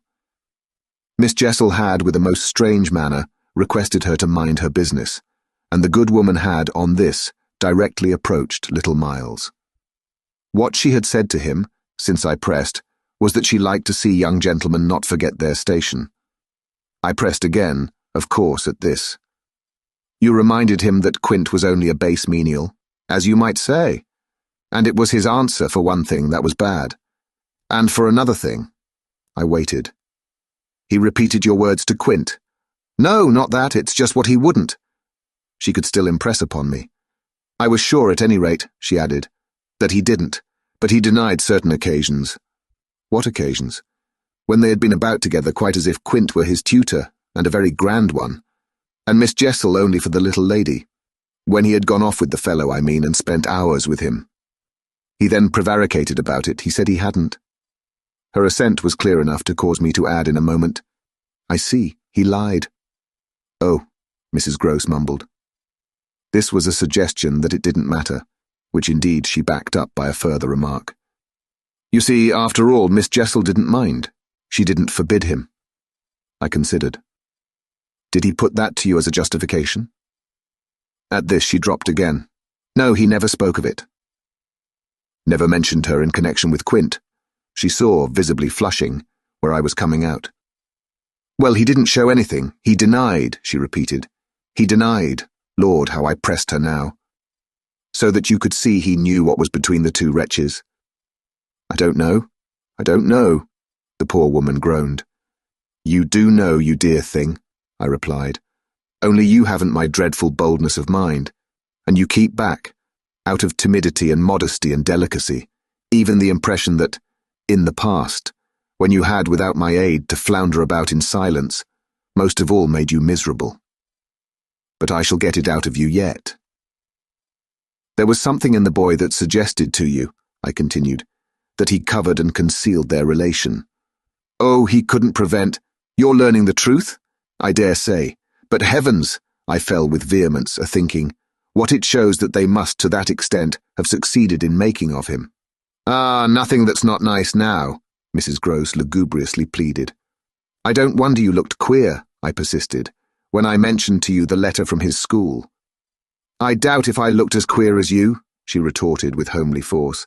And if he was so bad, then as that comes to, how is he such an angel now? Yes, indeed. And if he was a fiend at school, how? Well, I said in my torment, you must put it to me again, but I shall not be able to tell you for some days. Only put it to me again. I cried in a way that made my friend stare. There are directions in which I must not for the present let myself go. Meanwhile, I returned to her first example, the one to which she had just previously referred, of the boy's happy capacity for an occasional slip. If Quint, on your remonstrance at the time you speak of, was a base menial, one of the things Miles said to you, I find myself guessing, was that you were another. Again, her admission was so adequate that I continued. And you forgave him that? Wouldn't you? Oh, yes. And we exchanged there in the stillness a sound of the oddest amusement. Then I went on. At all events, while he was with the man, Miss Flora was with the woman. It suited them all. It suited me too, I felt only too well.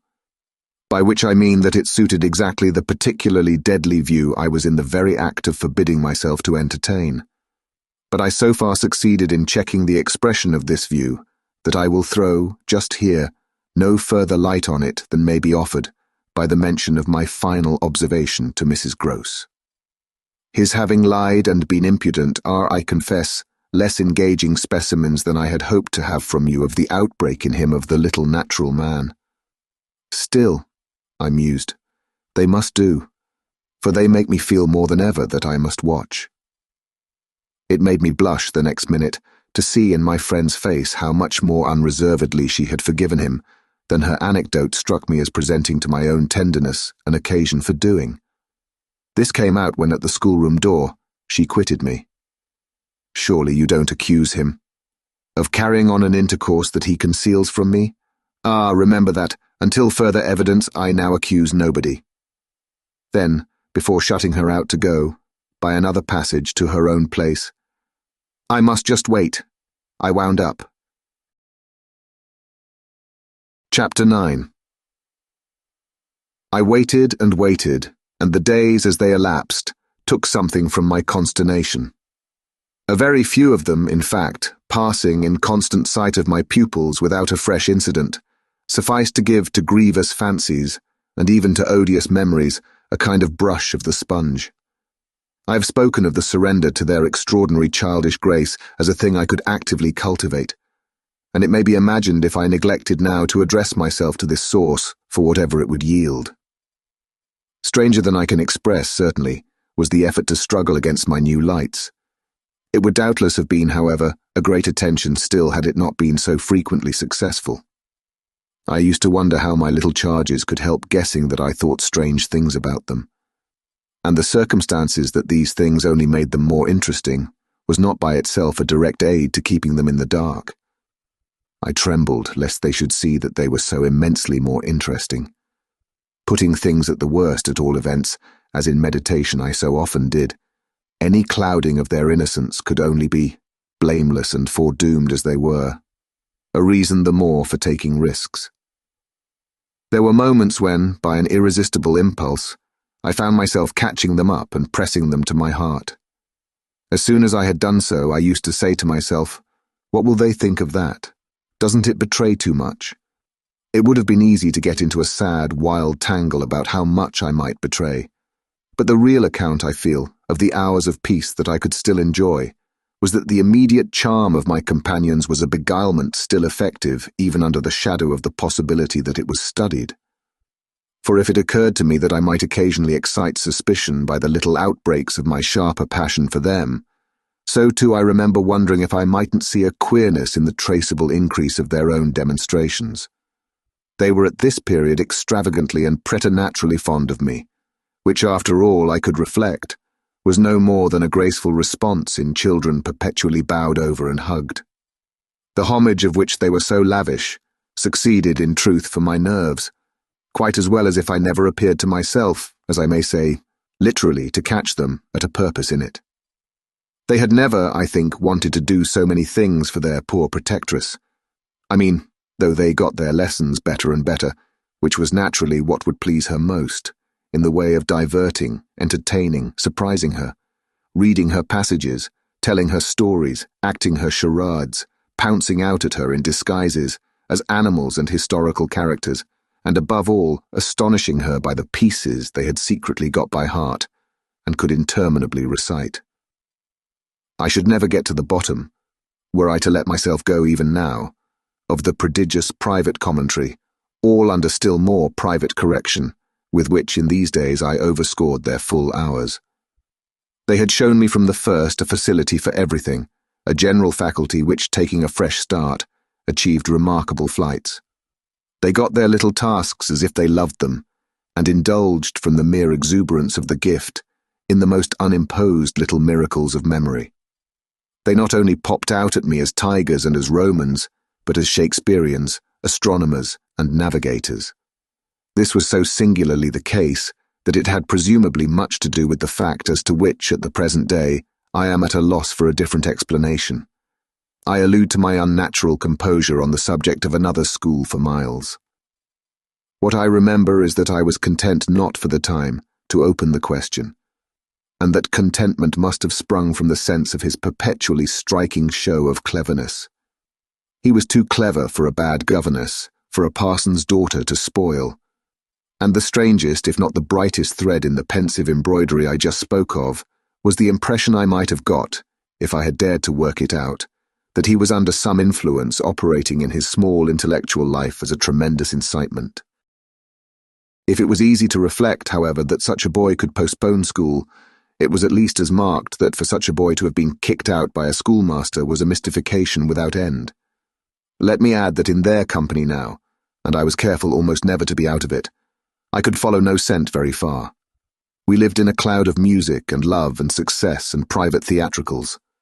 The musical sense in each of the children was of the quickest, but the elder in especial had a marvellous knack of catching and repeating. The schoolroom piano broke into all gruesome fancies, and when that failed, there were confabulations in corners, with a sequel of one of them going out in the highest spirits in order to come in as something new. I had had brothers myself, and it was no revelation to me that little girls could be slavish idolaters of little boys. What surpassed everything was that there was a little boy in the world who could have for the inferior age, sex, and intelligence so fine a consideration. They were extraordinarily at one, and to say that they never either quarrelled or complained is to make the note of praise coarse for their quality of sweetness. Sometimes, indeed, when I dropped into coarseness, I perhaps came across traces of little understandings between them, by which one of them should keep me occupied, while the other slipped away. There is a naïf side, I suppose, in all diplomacy, but if my pupils practised upon me, it was surely with the minimum of grossness.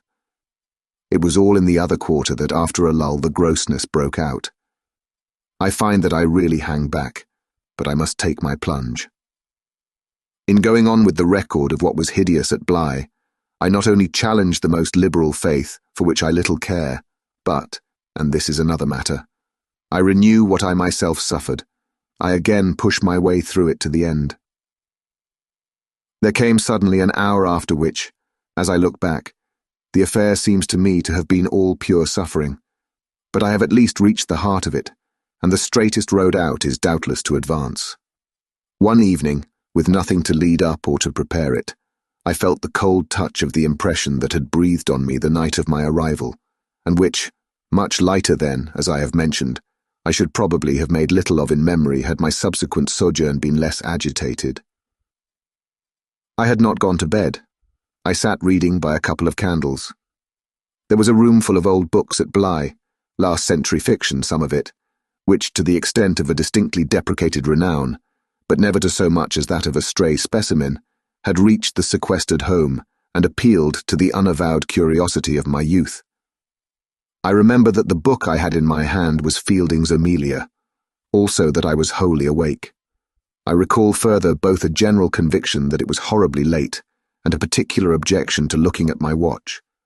I figure finally that the white curtain draping in the fashion of those days, the head of Flora's little bed, shrouded, as I had assured myself long before, the perfection of childish rest. I recollect in short that, though I was deeply interested in my author, I found myself, at the turn of a page and with his spell all scattered, looking straight up from him and hard at the door of my room. There was a moment during which I listened, reminded of the faint sense I had had the first night of there being something undefinably astir in the house, and noted the soft breath of the open casement just move the half-drawn blind. Then, with all the marks of a deliberation that must have seemed magnificent had there been anyone to admire it, I laid down my book, rose to my feet, and taking a candle, went straight out of the room and from the passage, on which my light made little impression, noiselessly closed and locked the door. I can say now neither what determined nor what guided me, but I went straight along the lobby, holding my candle high, till I came within sight of the tall window that presided over the great turn of the staircase. At this point, I precipitately found myself aware of three things. They were practically simultaneous, yet they had flashes of succession. My candle, under a bold flourish, went out, and I perceived, by the uncovered window, that the yielding dusk of earliest morning rendered it unnecessary. Without it, the next instant, I saw that there was someone on the stair. I speak of sequences, but I required no lapse of seconds to stiffen myself for a third encounter with Quint. The apparition had reached the landing halfway up, and was therefore on the spot nearest the window, where at sight of me it stopped short and fixed me exactly as it had fixed me from the tower and from the garden. He knew me as well as I knew him, and so in the cold, faint twilight, with a glimmer in the high glass and another on the polish of the oak stair below, we faced each other in our common intensity. He was absolutely on this occasion a living, detestable, dangerous presence. But that was not the wonder of wonders. I reserve this distinction for quite another circumstance, the circumstance that dread had unmistakably quitted me, and that there was nothing in me there that didn't meet and measure him. I had plenty of anguish after that extraordinary moment, but I had, thank God, no terror. And he knew I had not. I found myself at the end of an instant magnificently aware of this. I felt, in a fierce rigour of confidence, that if I stood my ground a minute I should cease, for the time at least, to have him to reckon with. And during the minute, accordingly, the thing was as human and hideous as a real interview. Hideous just because it was human as to have met alone, in the small hours, in a sleeping house, some enemy, some adventurer, some criminal. It was the dead silence of our long gaze at such close quarters that gave the whole horror, huge as it was, its only note of the unnatural. If I had met a murderer in such a place and at such an hour, we still at least would have spoken. Something would have passed in life between us. If nothing had passed, one of us would have moved. The moment was so prolonged that it would have taken but little more to make me doubt if even I were in life. I can't express what followed it, save by saying that the silence itself, which was indeed in a manner an attestation of my strength, became the element into which I saw the figure disappear, in which I definitely saw it turn as I might have seen the low wretch to which it had once belonged turn on receipt of an order, and pass, with my eyes on the villainous back that no hunch could have more disfigured, straight down the staircase, and into the darkness in which the next bend was lost. Chapter 10. I remained a while at the top of the stair, but with the effect presently of understanding that when my visitor had gone, he had gone. Then I returned to my room. The foremost thing I saw there by the light of the candle I had left burning was that Flora's little bed was empty, and on this I caught my breath with all the terror that, 5 minutes before, I had been able to resist. I dashed at the place in which I had left her lying, and over which, for the small silk counterpane and the sheets were disarranged, the white curtains had been deceivingly pulled forward. Then my step, to my unutterable relief, produced an answering sound. I perceived an agitation of the window blind, and the child, ducking down, emerged rosily from the other side of it. She stood there in so much of her candour, and so little of her nightgown, with her pink bare feet, and the golden glow of her curls, She looked intensely grave, and I had never had such a sense of losing an advantage acquired, the thrill of which had just been so prodigious, as on my consciousness that she addressed me with a reproach. "You naughty, where have you been?" Instead of challenging her own irregularity, I found myself arraigned and explaining. She herself explained, for that matter, with the loveliest, eagerest simplicity. She had known suddenly, as she lay there, that I was out of the room, and had jumped up to see what had become of me. I had dropped, with the joy of her reappearance, back into my chair, feeling then, and then only, a little faint, and she had pattered straight over to me, thrown herself upon my knee, given herself to be held with the flame of the candle full in the wonderful little face that was still flushed with sleep. I remember closing my eyes an instant, yieldingly, consciously, as before the excess of something beautiful that shone out of the blue of her own. "You were looking for me out of the window," I said. "You thought I might be walking in the grounds." "Well, you know, I thought someone was—" She never blanched as she smiled out that at me. Oh, how I looked at her now. "And did you see anyone?" "Ah, no," she returned, almost with the full privilege of childish inconsequence, resentfully, though with a long sweetness in her little drawl of the negative. At that moment, in the state of my nerves, I absolutely believed she lied, and if I once more closed my eyes, it was before the dazzle of the 3 or 4 possible ways in which I might take this up. One of these, for a moment, tempted me with such singular intensity that, to withstand it, I must have gripped my little girl with a spasm that, wonderfully, she submitted to without a cry or a sign of fright. Why not break out at her on the spot and have it all over? Give it to her straight in her lovely little lighted face? You see, you know that you do, and that you already quite suspect I believe it. Therefore, why not frankly confess it to me, so that we may at least live with it together, and learn perhaps, in the strangeness of our fate, where we are and what it means. This solicitation dropped, alas, as it came. If I could immediately have succumbed to it, I might have spared myself. Well, you'll see what. Instead of succumbing, I sprang again to my feet, looked at her bed, and took a helpless middle way. "Why did you pull the curtain over the place to make me think you were still there?" Flora luminously considered, after which, with her little divine smile, "Because I don't like to frighten you." "But if I had, by your idea, gone out—" She absolutely declined to be puzzled. She turned her eyes to the flame of the candle as if the question were as irrelevant, or at any rate as impersonal, as Mrs. Marseille, or 9 times 9. "Oh, but you know," she quite adequately answered, "that you might come back, you dear, and that you have." And after a little, when she had got into bed, I had, for a long time, by almost sitting on her to hold her hand, to prove that I recognized the pertinence of my return.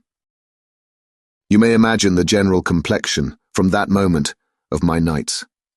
I repeatedly sat up till I didn't know when. I selected moments when my roommate unmistakably slept and, stealing out, took noiseless turns in the passage, and even pushed as far as to where I had last met Quint. But I never met him there again, and I may as well say at once that I on no other occasion saw him in the house. I just missed, on the staircase on the other hand, a different adventure. Looking down it from the top, I once recognized the presence of a woman seated on one of the lower steps, with her back presented to me, her body half bowed, and her head in an attitude of woe, in her hands. I had been there but an instant, however, when she vanished without looking round at me. I knew none the less exactly what dreadful face she had to show, and I wondered whether, if instead of being above I had been below, I should have had, for going up, the same nerve I had lately shown Quint. Well, there continued to be plenty of chance for nerve. On the 11th night after my latest encounter with that gentleman, they were all numbered now, I had an alarm that perilously skirted it, and that indeed, from the particular quality of its unexpectedness, proved quite my sharpest shock. It was precisely the first night during this series that, weary with watching, I had felt that I might again without laxity lay myself down at my old hour. I slept immediately, and as I afterward knew, till about 1 o'clock. But when I woke, it was to sit straight up, as completely roused as if a hand had shook me. I had left a light burning, but it was now out, and I felt an instant certainty that Flora had extinguished it. This brought me to my feet and straight, in the darkness, to her bed, which I found she had left. A glance at the window enlightened me further, and the striking of a match completed the picture. The child had again got up, this time blowing out the taper, and had again, for some purpose of observation or response, squeezed in behind the blind and was peering out into the night. That she now saw, as she had not, I had satisfied myself the previous time, was proved to me by the fact that she was disturbed neither by my re-illumination nor by the haste I made to get into slippers and into a wrap. Hidden, protected, absorbed, she evidently rested on the sill. The casement opened forward and gave herself up. There was a great still moon to help her, and this fact had counted in my quick decision. She was face to face with the apparition we had met at the lake, and could now communicate with it as she had not then been able to do. What I, on my side, had to care for was, without disturbing her, to reach, from the corridor, some other window in the same quarter. I got to the door without her hearing me. I got out of it, closed it, and listened from the other side for some sound from her. While I stood in the passage, I had my eyes on her brother's door, which was but 10 steps off, and which, indescribably, produced in me a renewal of the strange impulse that I lately spoke of as my temptation. What if I should go straight in and march to his window? What if, by risking to his boyish bewilderment a revelation of my motive, I should throw across the rest of the mystery the long halter of my boldness? This thought held me sufficiently to make me cross to his threshold and pause again. I preternaturally listened. I figured to myself what might portentously be. I wondered if his bed were also empty, and he too was secretly at watch. It was a deep, soundless minute, at the end of which my impulse failed. He was quiet. He might be innocent. The risk was hideous. I turned away. There was a figure in the grounds, a figure prowling for a sight, the visitor with whom Flora was engaged, but it was not the visitor most concerned with my boy. I hesitated afresh, but on other grounds and only for a few seconds. Then I had made my choice. There were empty rooms at Bly, and it was only a question of choosing the right one. The right one suddenly presented itself to me as the lower one, though high above the gardens, in the solid corner of the house that I have spoken of as the Old Tower. This was a large, square chamber, arranged with some state as a bedroom, the extravagant size of which made it so inconvenient that it had not for years, though kept by Mrs. Gross in exemplary order, been occupied. I had often admired it, and I knew my way about in it. I had only, after just faltering at the first chill gloom of its disuse, to pass across it and unbolt as quietly as I could one of the shutters. Achieving this transit, I uncovered the glass without a sound, and applying my face to the pane, was able, the darkness without being much less than within, to see that I commanded the right direction. Then I saw something more. The moon made the night extraordinarily penetrable, and showed me on the lawn a person, diminished by distance, who stood there motionless and as if fascinated, looking up to where I had appeared, looking, that is, not so much straight at me as at something that was apparently above me. There was clearly another person above me. There was a person on the tower. But the presence on the lawn was not in the least what I had conceived, and had confidently hurried to meet. The presence on the lawn, I felt sick as I made it out, was poor little Miles himself. Chapter 11. It was not till late next day that I spoke to Mrs. Gross. The rigour with which I kept my pupils in sight, making it often difficult to meet her privately, and the more as we each felt the importance of not provoking, on the part of the servants quite as much as on that of the children, any suspicion of a secret flurry, or that of a discussion of mysteries. I drew a great security in this particular from her mere smooth aspect. There was nothing in her fresh face to pass on to others my horrible confidences. She believed me, I was sure, absolutely. If she hadn't, I don't know what would have become of me, for I couldn't have borne the business alone. But she was a magnificent monument to the blessing of a want of imagination, and if she could see in our little charges nothing but their beauty and amiability, their happiness and cleverness, she had no direct communication with the sources of my trouble. If they had been at all visibly blighted or battered, she would doubtless have grown, on tracing it back, haggard enough to match them. As matters stood, however, I could feel her when she surveyed them, with her large white arms folded and the habit of serenity in all her look. Thank the Lord's mercy that if they were ruined, the pieces would still serve. Flights of fancy gave place in her mind to a steady fireside glow, and I had already begun to perceive how, with the development of the conviction that, as time went on without a public accident, our young things could, after all, look out for themselves, she addressed her greatest solicitude to the sad case presented by their instructress. That, for myself, was a sound simplification. I could engage that, to the world, my face should tell no tales, but it would have been, in the conditions, an immense added strain to find myself anxious about hers. At the hour I now speak of, she had joined me, under pressure, on the terrace, where, with the lapse of the season, the afternoon sun was now agreeable. And we sat there together while before us, at a distance, but within call if we wished, the children strolled to and fro in one of their most manageable moods. They moved slowly, in unison, below us, over the lawn, the boy as they went, reading aloud from a storybook and passing his arm round his sister to keep her quite in touch. Mrs. Grose watched them with positive placidity. Then I caught the suppressed intellectual creak with which she conscientiously turned to take from me a view of the back of the tapestry.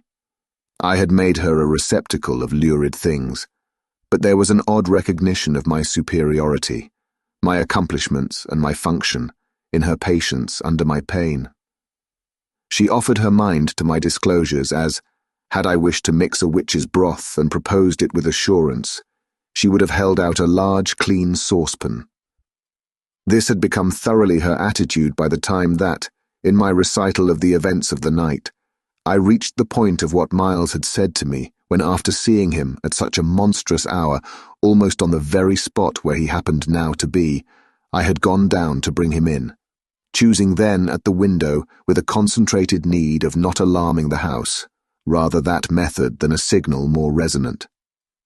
I had left her meanwhile in little doubt of my small hope of representing with success, even to her actual sympathy, my sense of the real splendor of the little inspiration with which, after I had got him into the house, the boy met my final articulate challenge. As soon as I appeared in the moonlight on the terrace, he had come to me as straight as possible, on which I had taken his hand without a word, and led him through the dark spaces, up the staircase where Quint had so hungrily hovered for him, along the lobby where I had listened and trembled, and so to his forsaken room. Not a sound on the way had passed between us, and I had wondered, oh how I had wondered, if he were groping about in his little mind for something plausible and not too grotesque. It would tax his invention certainly, and I felt this time over his real embarrassment, a curious thrill of triumph. It was a sharp trap for the inscrutable. He couldn't play any longer at innocence, so how the deuce would he get out of it?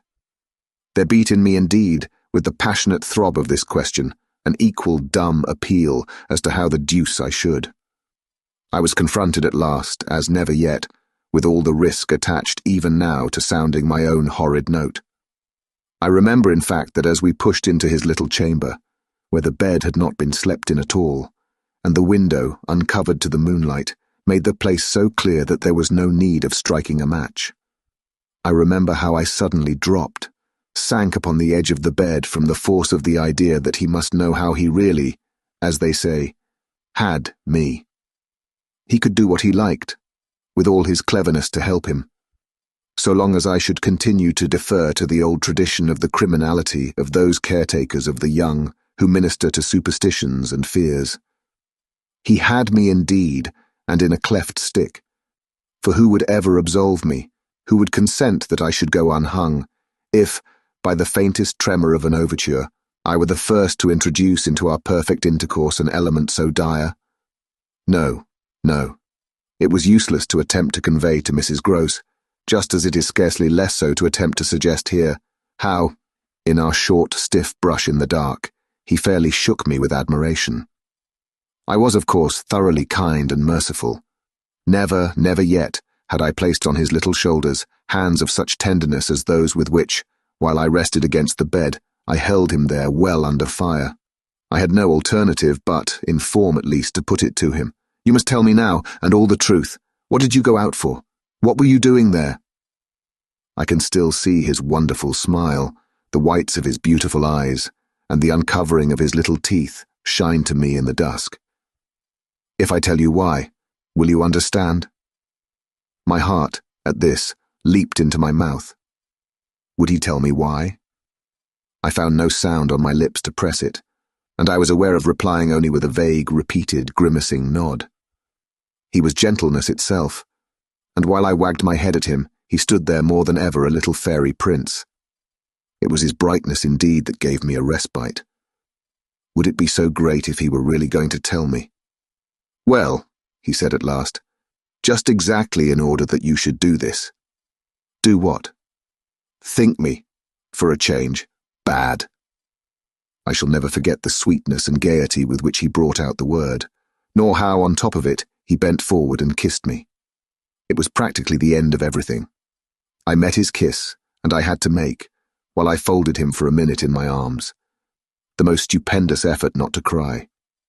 He had given exactly the account of himself that permitted least of my going behind it, and it was only with the effect of confirming my acceptance of it that, as I presently glanced about the room, I could say, "Then you didn't undress at all?" He fairly glittered in the gloom. "Not at all. I sat up and read." "And when did you go down?" "At midnight. When I'm bad, I am bad." I see, it's charming. But how could you be sure I would know it?" "Oh, I arranged that with Flora." His answers rang out with a readiness. "She was to get up and look out." "Which is what she did do. It was I who fell into the trap. So she disturbed you, and to see what she was looking at, you also looked, you saw." "While you," I concurred, "caught your death in the night air." He literally bloomed so from this exploit that he could afford radiantly to assent. "How otherwise should I have been bad enough?" he asked. Then, after another embrace, the incident and our interview closed on my recognition of all the reserves of goodness that, for his joke, he had been able to draw upon.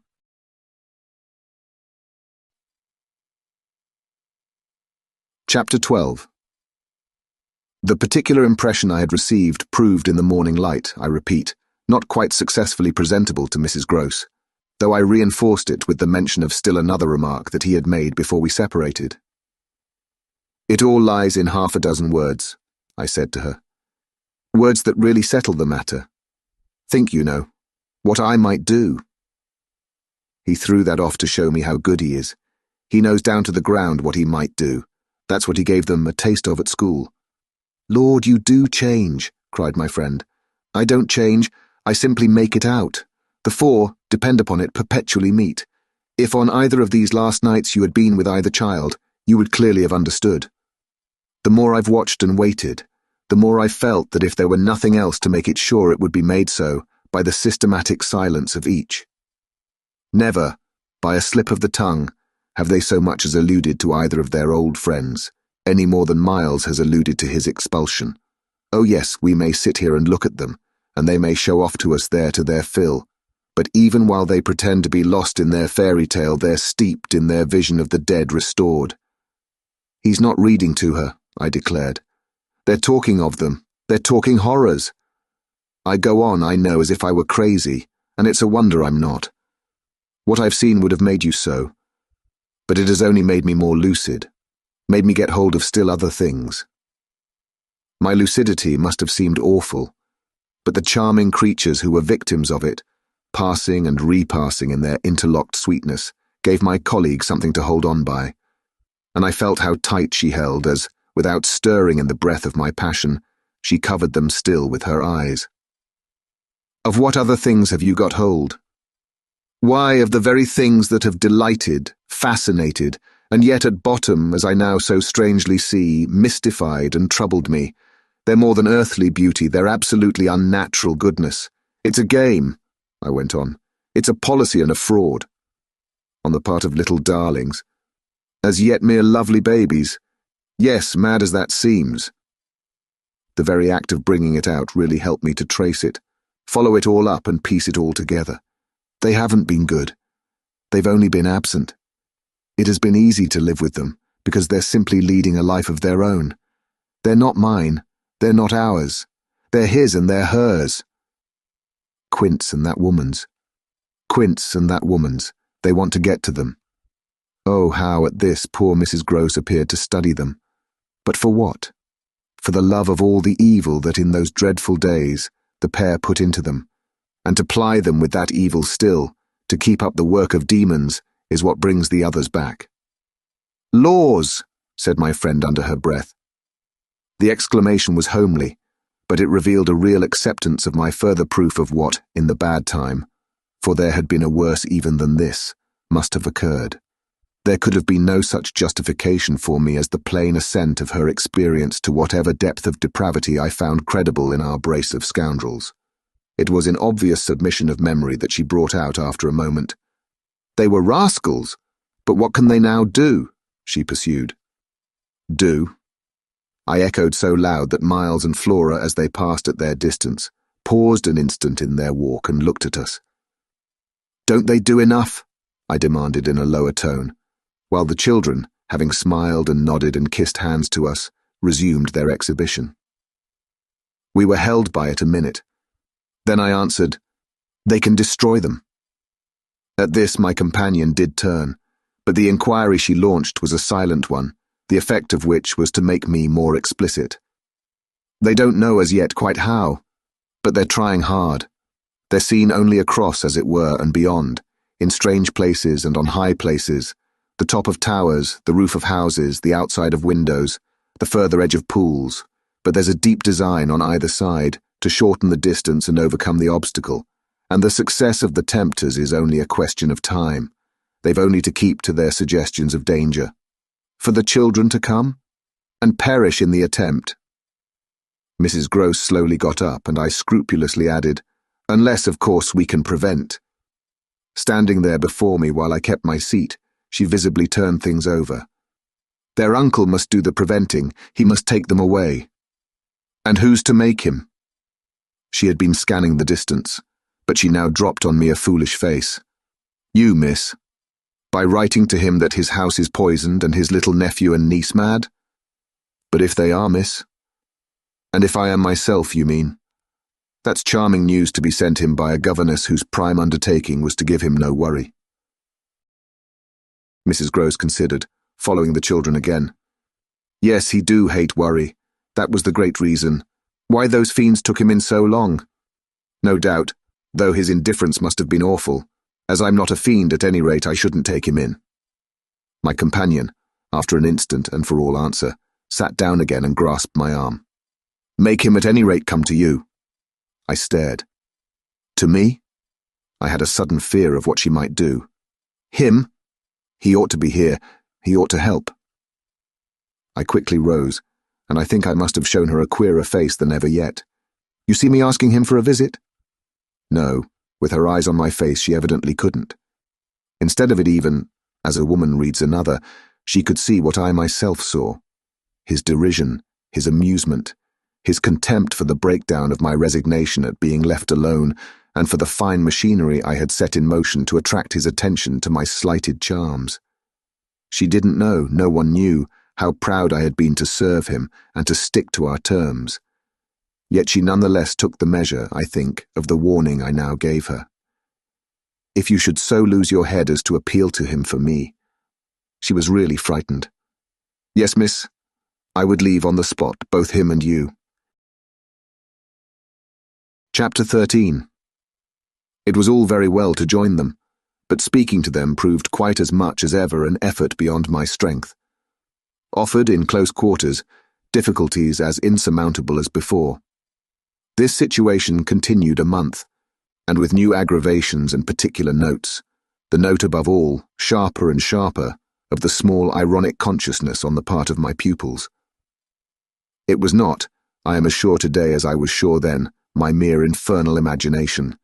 It was absolutely traceable that they were aware of my predicament, and that this strange relation made, in a manner, for a long time, the air in which we moved. I don't mean that they had their tongues in their cheeks, or did anything vulgar, for that was not one of their dangers. I do mean, on the other hand, that the element of the unnamed and untouched became, between us, greater than any other, and that so much avoidance could not have been so successfully effected without a great deal of tacit arrangement. It was as if, at moments, we were perpetually coming into sight of subjects before which we must stop short, turning suddenly out of alleys that we perceived to be blind, closing with a little bang that made us look at each other. For like all bangs, it was something louder than we had intended, the doors we had indiscreetly opened. All roads lead to Rome, and there were times when it might have struck us that almost every branch of study or subject of conversation skirted forbidden ground. Forbidden ground was the question of the return of the dead in general, and of whatever, in especial, might survive in memory of the friends little children had lost. There were days when I could have sworn that one of them had, with a small invisible nudge, said to the other, "She thinks she'll do it this time, but she won't." To do it would have been to indulge, for instance, and for once in a way, in some direct reference to the lady who had prepared them for my discipline. They had a delightful, endless appetite for passages in my own history, to which I had again and again treated them. They were in possession of everything that had ever happened to me, had with every circumstance the story of my smallest adventures, and of those of my brothers and sisters, and of the cat and the dog at home, as well as many particulars of the eccentric nature of my father, of the furniture and arrangement of our house, and of the conversation of the old women of our village. There were things enough, taking one with another, to chatter about, if one went very fast and knew by instinct when to go round. They pulled with an art of their own the strings of my invention and my memory, and nothing else, perhaps, when I thought of such occasions afterward, gave me so the suspicion of being watched from under cover. It was in any case over my life, my past, and my friends alone, that we could take anything like our ease, a state of affairs that led them sometimes, without the least pertinence, to break out into sociable reminders. I was invited, with no visible connection, to repeat afresh Goody Gosling's celebrated mot, or to confirm the details already supplied as to the cleverness of the vicarage pony. It was partly at such junctures as these, and partly at quite different ones, that, with the turn my matters had now taken, my predicament, as I have called it, grew most sensible. The fact that the days passed for me without another encounter ought, it would have appeared, to have done something toward soothing my nerves. Since the light brush, that second night on the upper landing, of the presence of a woman at the foot of the stair, I had seen nothing, whether in or out of the house, that one had better not have seen. There was many a corner round which I expected to come upon Quint, and many a situation that, in a merely sinister way, would have favoured the appearance of Miss Jessel. The summer had turned, the summer had gone, the autumn had dropped upon Bly and had blown out half our lights. The place, with its grey sky and withered garlands, its bared spaces and scattered dead leaves, was like a theatre after the performance, all strewn with crumpled playbills. There were exactly states of the air, conditions of sound and of stillness, unspeakable impressions of the kind of ministering moment that brought back to me, long enough to catch it, the feeling of the medium in which that June evening out of doors I had had my first sight of Quint, and in which too at those other instants I had, after seeing him through the window, looked for him in vain in the circle of shrubbery. I recognized the signs, the portents, I recognized the moment, the spot, but they remained unaccompanied and empty, and I continued unmolested. If unmolested one could call a young woman whose sensibility had, in the most extraordinary fashion, not declined but deepened. I had said in my talk with Mrs. Gross on that horrid scene of Flora's by the lake, and had perplexed her by so saying, that it would from that moment distress me much more to lose my power than to keep it. I had then expressed what was vividly in my mind, the truth that, whether the children really saw or not, since, that is, it was not yet definitely proved, I greatly preferred, as a safeguard, the fullness of my own exposure. I was ready to know the very worst that was to be known. What I had then had an ugly glimpse of was that my eyes might be sealed just while theirs were most opened. Well, my eyes were sealed, it appeared, at present. A consummation for which it seemed blasphemous not to thank God. There was, alas, a difficulty about that. I would have thanked him with all my soul had I not had in a proportionate measure this conviction of the secret of my pupils. How can I retrace today the strange steps of my obsession? There were times of our being together when I would have been ready to swear that, literally in my presence, but with my direct sense of it closed, they had visitors who were known and were welcome. Then it was that, had I not been deterred by the very chance that such an injury might prove greater than the injury to be averted, my exultation would have broken out. They're here, you little wretches," I would have cried, "and you can't deny it now." The little wretches denied it, with all the added volume of their sociability and their tenderness, in just the crystal depths of which, like the flash of a fish in a stream, the mockery of their advantage peeped up.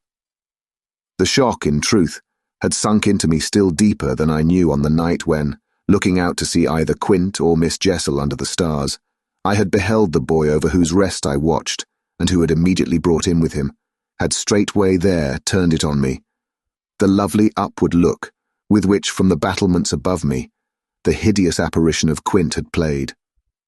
If it was a question of a scare, my discovery on this occasion had scared me more than any other, and it was in the condition of nerves produced by it that I made my actual inductions. They harassed me so that sometimes, at odd moments, I shut myself up audibly to rehearse. It was at once a fantastic relief and a renewed despair. The manner in which I might come to the point. I approached it from one side and the other, while in my room I flung myself about, but I always broke down in the monstrous utterance of names. As they died away on my lips, I said to myself that I should indeed help them to represent something infamous, if, by pronouncing them, I should violate as rare a little case of instinctive delicacy as any schoolroom probably had ever known. When I said to myself, "They have the manners to be silent, and you, trusted as you are, the baseness to speak," I felt myself crimson, and I covered my face with my hands. After these secret scenes I chattered more than ever, going on volubly enough till one of our prodigious, palpable hushes occurred. I can call them nothing else. The strange, dizzy lift or swim, I try for terms, into a stillness, a pause of all life, that had nothing to do with the more or less noise that at the moment we might be engaged in making, and that I could hear through any deepened exhilaration or quickened recitation or louder strum of the piano. Then it was that the others, the outsiders, were there. Though they were not angels, they passed, as the French say, causing me, while they stayed, to tremble with the fear of their addressing to their younger victims some yet more infernal message or more vivid image than they had thought good enough for myself. What it was most impossible to get rid of was the cruel idea that, whatever I had seen, Miles and Flora saw more, things terrible and unguessable, and that sprang from dreadful passages of intercourse in the past. Such things naturally left on the surface, for the time, a chill which we vociferously denied that we felt. And we had, all three with repetition, got into such splendid training that we went, each time, almost automatically, to mark the close of the incident, through the very same movements. It was striking of the children, at all events, to kiss me inveterately with a kind of wild irrelevance, and never to fail, one or the other, of the precious question that had helped us through many a peril. "When do you think he will come? Don't you think we ought to write?" There was nothing like that inquiry, we found by experience, for carrying off an awkwardness. He, of course, was their uncle in Harley Street, and we lived in much profusion of theory that he might at any moment arrive to mingle in our circle.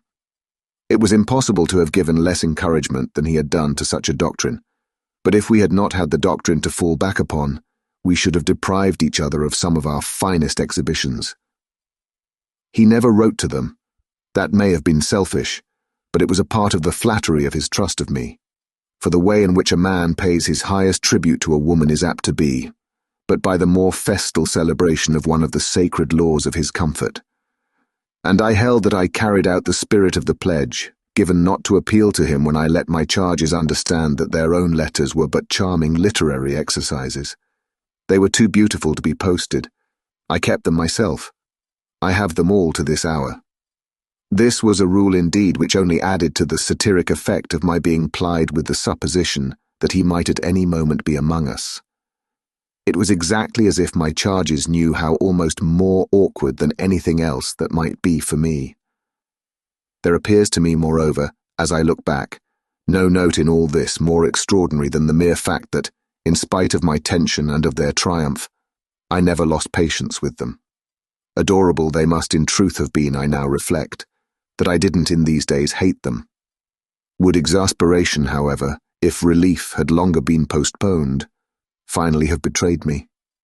It little matters, for relief arrived. I call it relief, though it was only the relief that a snap brings to a strain or the burst of a thunderstorm to a day of suffocation. It was at least change, and it came with a rush.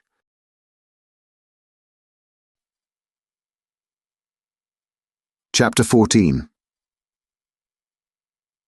Walking to church. A certain Sunday morning, I had little Miles at my side and his sister, in advance of us and at Mrs. Grose's, well in sight.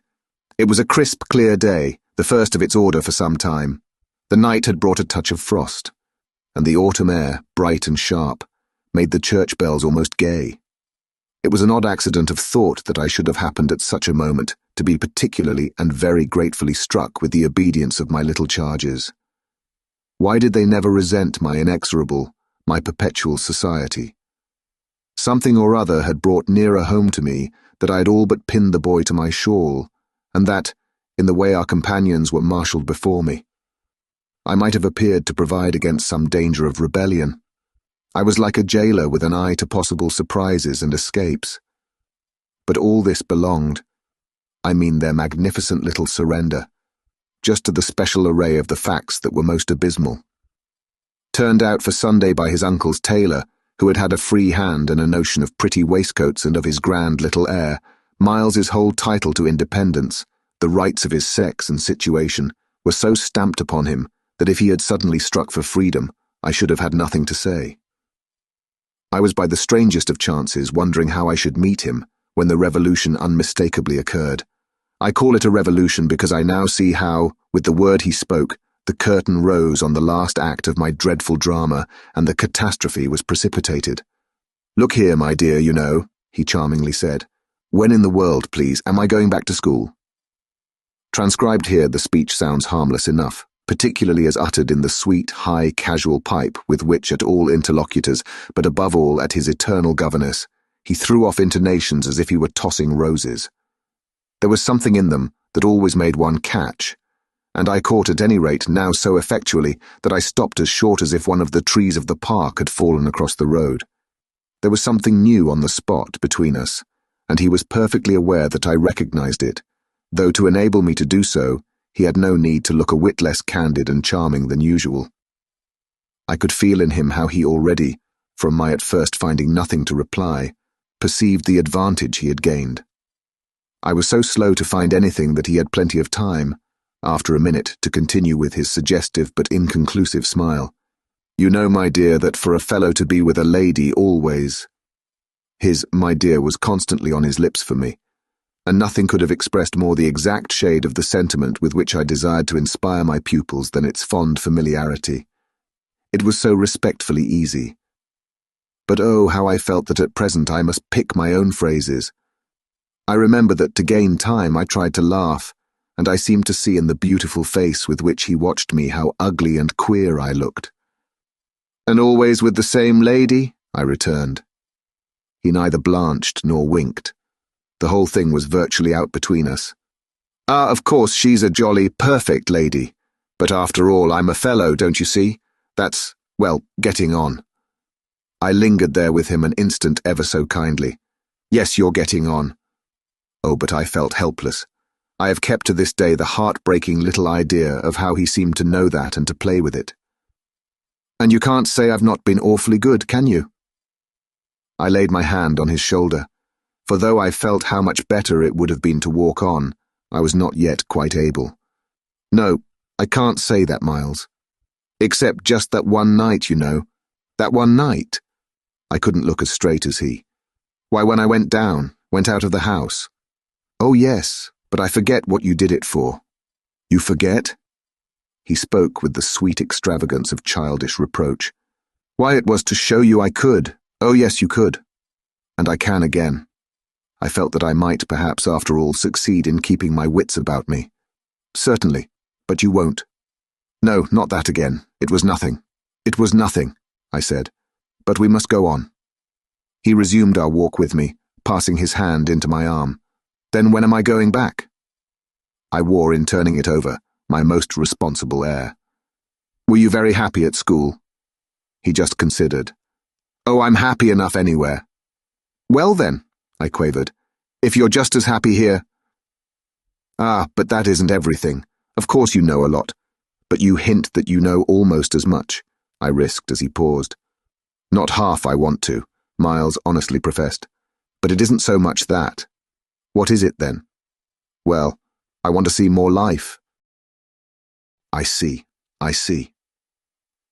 We had arrived within sight of the church and of various persons, including several of the household of Bly, on their way to it and clustered about the door to see us go in.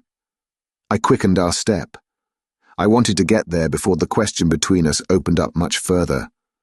I reflected hungrily that, for more than an hour, he would have to be silent, and I thought with envy of the comparative dusk of the pew and of the almost spiritual help of the hassock on which I might bend my knees.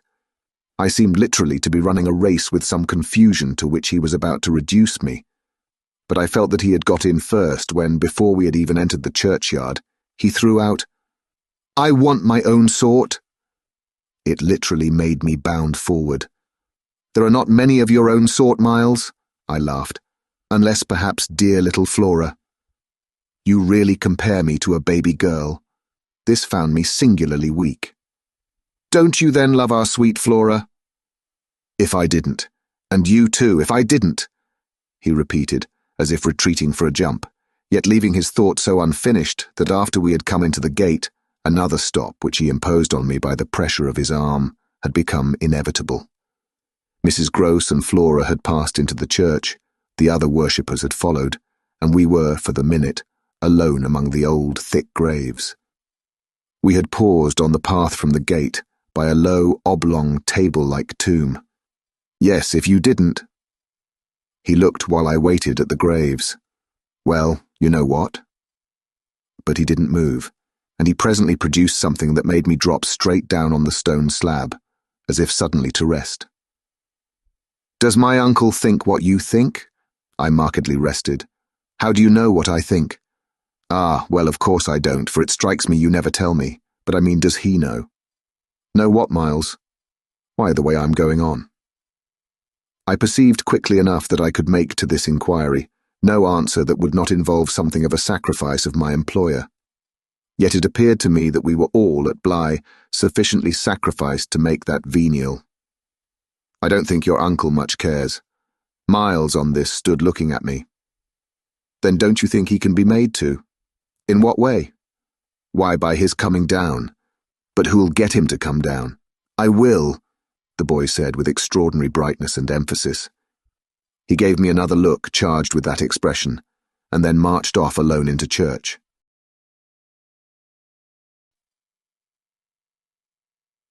Chapter 15.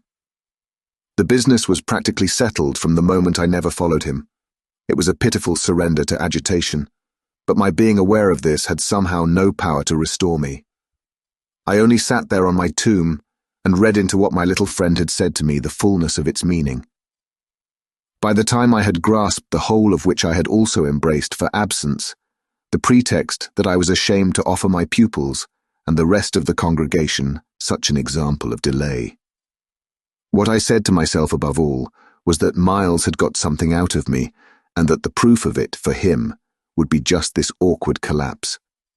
He had got out of me that there was something I was much afraid of, and that he should probably be able to make use of my fear to gain, for his own purpose, more freedom.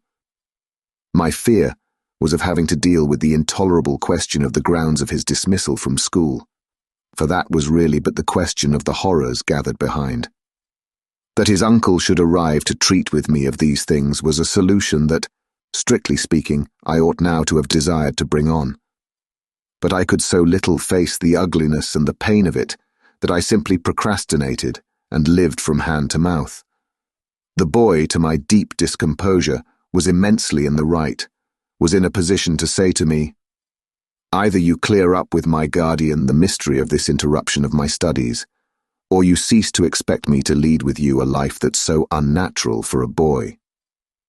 What was so unnatural for the particular boy I was concerned with was this sudden revelation of a consciousness and a plan. That was what really overcame me, what prevented my going in. I walked round the church, hesitating, hovering. I reflected that I had already, with him, hurt myself beyond repair. Therefore I could patch up nothing, and it was too extreme an effort to squeeze beside him into the pew. He would be so much more sure than ever to pass his arm into mine and make me sit there for an hour, in close, silent contact with his commentary on our talk. For the first minute since his arrival, I wanted to get away from him. As I paused beneath the high east window and listened to the sounds of worship, I was taken with an impulse that might master me, I felt, completely should I give it the least encouragement. I might easily put an end to my predicament by getting away altogether. Here was my chance. There was no one to stop me. I could give the whole thing up, turn my back and retreat. It was only a question of hurrying again for a few preparations to the house which the attendants at church of so many of the servants would practically have left unoccupied. No one, in short, could blame me if I should just drive desperately off. What was it to get away if I got away only till dinner? That would be in a couple of hours, at the end of which, I had the acute prevision, my little pupils would play at innocent wonder about my non-appearance in their train. "What did you do, you naughty, bad thing? Why in the world to worry us so? And take our thoughts off too, don't you know? Did you desert us at the very door?" I couldn't meet such questions, nor, as they asked them, their false little lovely eyes. Yet it was also exactly what I should have to meet that, as the prospect grew sharp to me, I at last let myself go. I got, so far as the immediate moment was concerned, away.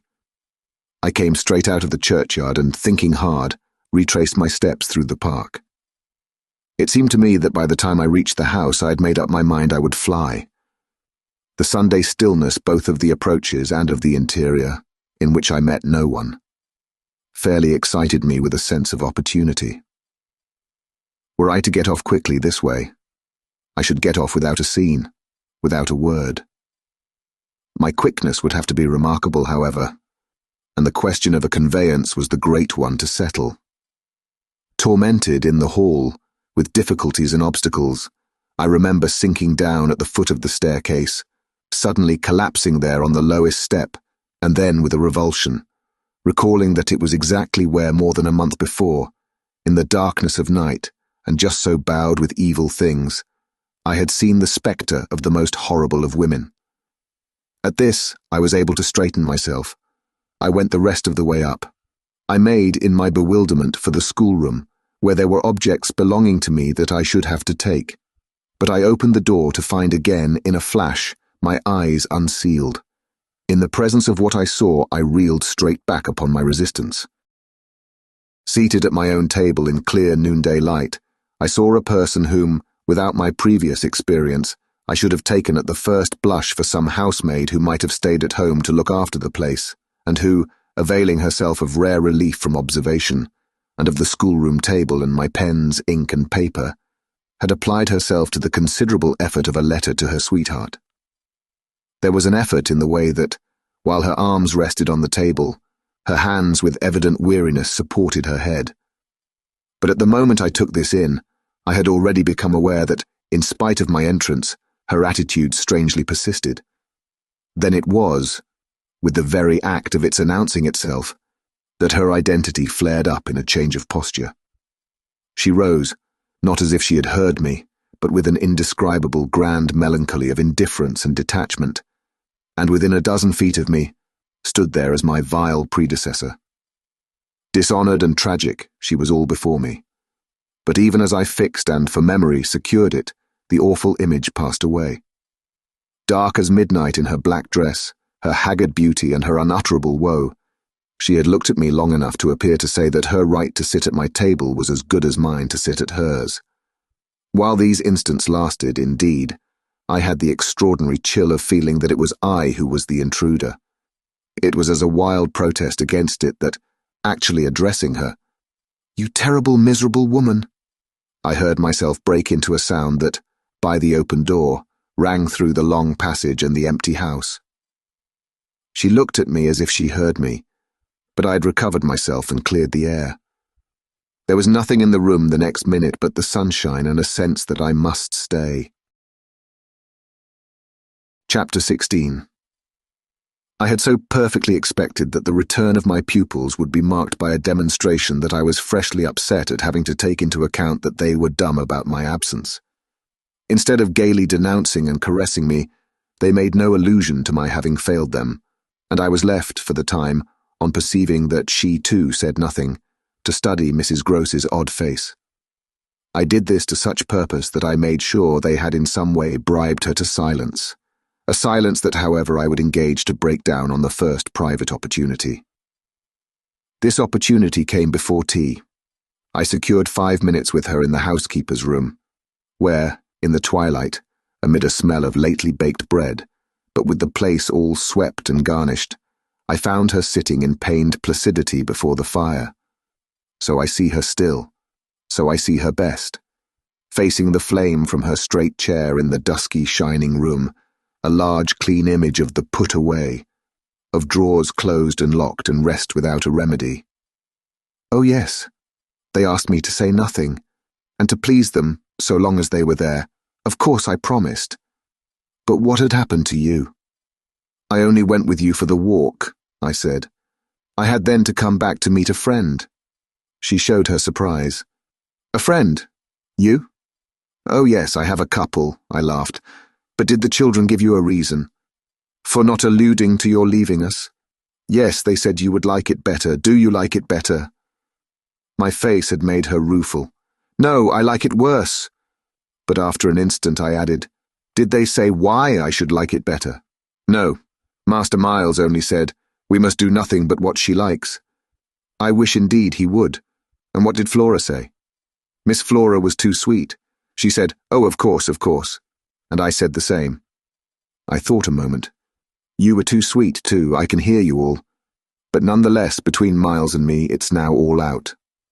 All out? My companion stared. But what, miss? Everything, it doesn't matter. I've made up my mind. I came home, my dear, I went on, for a talk with Miss Jessel. I had by this time formed the habit of having Mrs. Gross literally well in hand in advance of my sounding that note, so that even now, as she bravely blinked under the signal of my word, I could keep her comparatively firm. A talk? Do you mean she spoke? It came to that. I found her on my return in the schoolroom. And what did she say? I can hear the good woman still, and the candour of her stupefaction. That she suffers the torments. It was this of a truth that made her, as she filled out my picture, gape. Do you mean, she faltered, of the lost, of the damned, and that's why, to share them, I faltered myself with the horror of it, but my companion with less imagination kept me up. To share them, she wants Flora. Mrs. Gross might, as I gave it to her, fairly have fallen away from me had I not been prepared. I still held her there to show I was. As I've told you, however, it doesn't matter. Because you've made up your mind. But to what? To everything. And what do you call everything? Why, sending for their uncle. Oh, miss, in pity do, my friend broke out. Ah, but I will. I see it's the only way.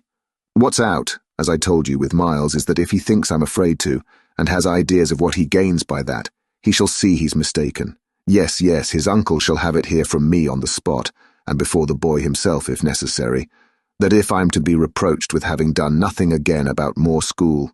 Yes, miss? My companion pressed me. Well, there's that awful reason. There were now clearly so many of these for my poor colleague that she was excusable for being vague. But, which? Why, the letter from his old place. You'll show it to the master? I ought to have done so on the instant. "Oh no," said Mrs. Grose with decision. "I'll put it before him," I went on inexorably, "that I can't undertake to work the question on behalf of a child who has been expelled. For we've never in the least known what," Mrs. Grose declared. "For wickedness. For what else, when he's so clever and beautiful and perfect? Is he stupid? Is he untidy? Is he infirm? Is he ill-natured? He's exquisite. So it can be only that, and that would open up the whole thing. After all," I said, "it's their uncle's fault. If he left here such people—" "He didn't really in the least know them. The fault's mine." She had turned quite pale. "Well, you shan't suffer," I answered. "The children shan't," she emphatically returned. I was silent a while. We looked at each other.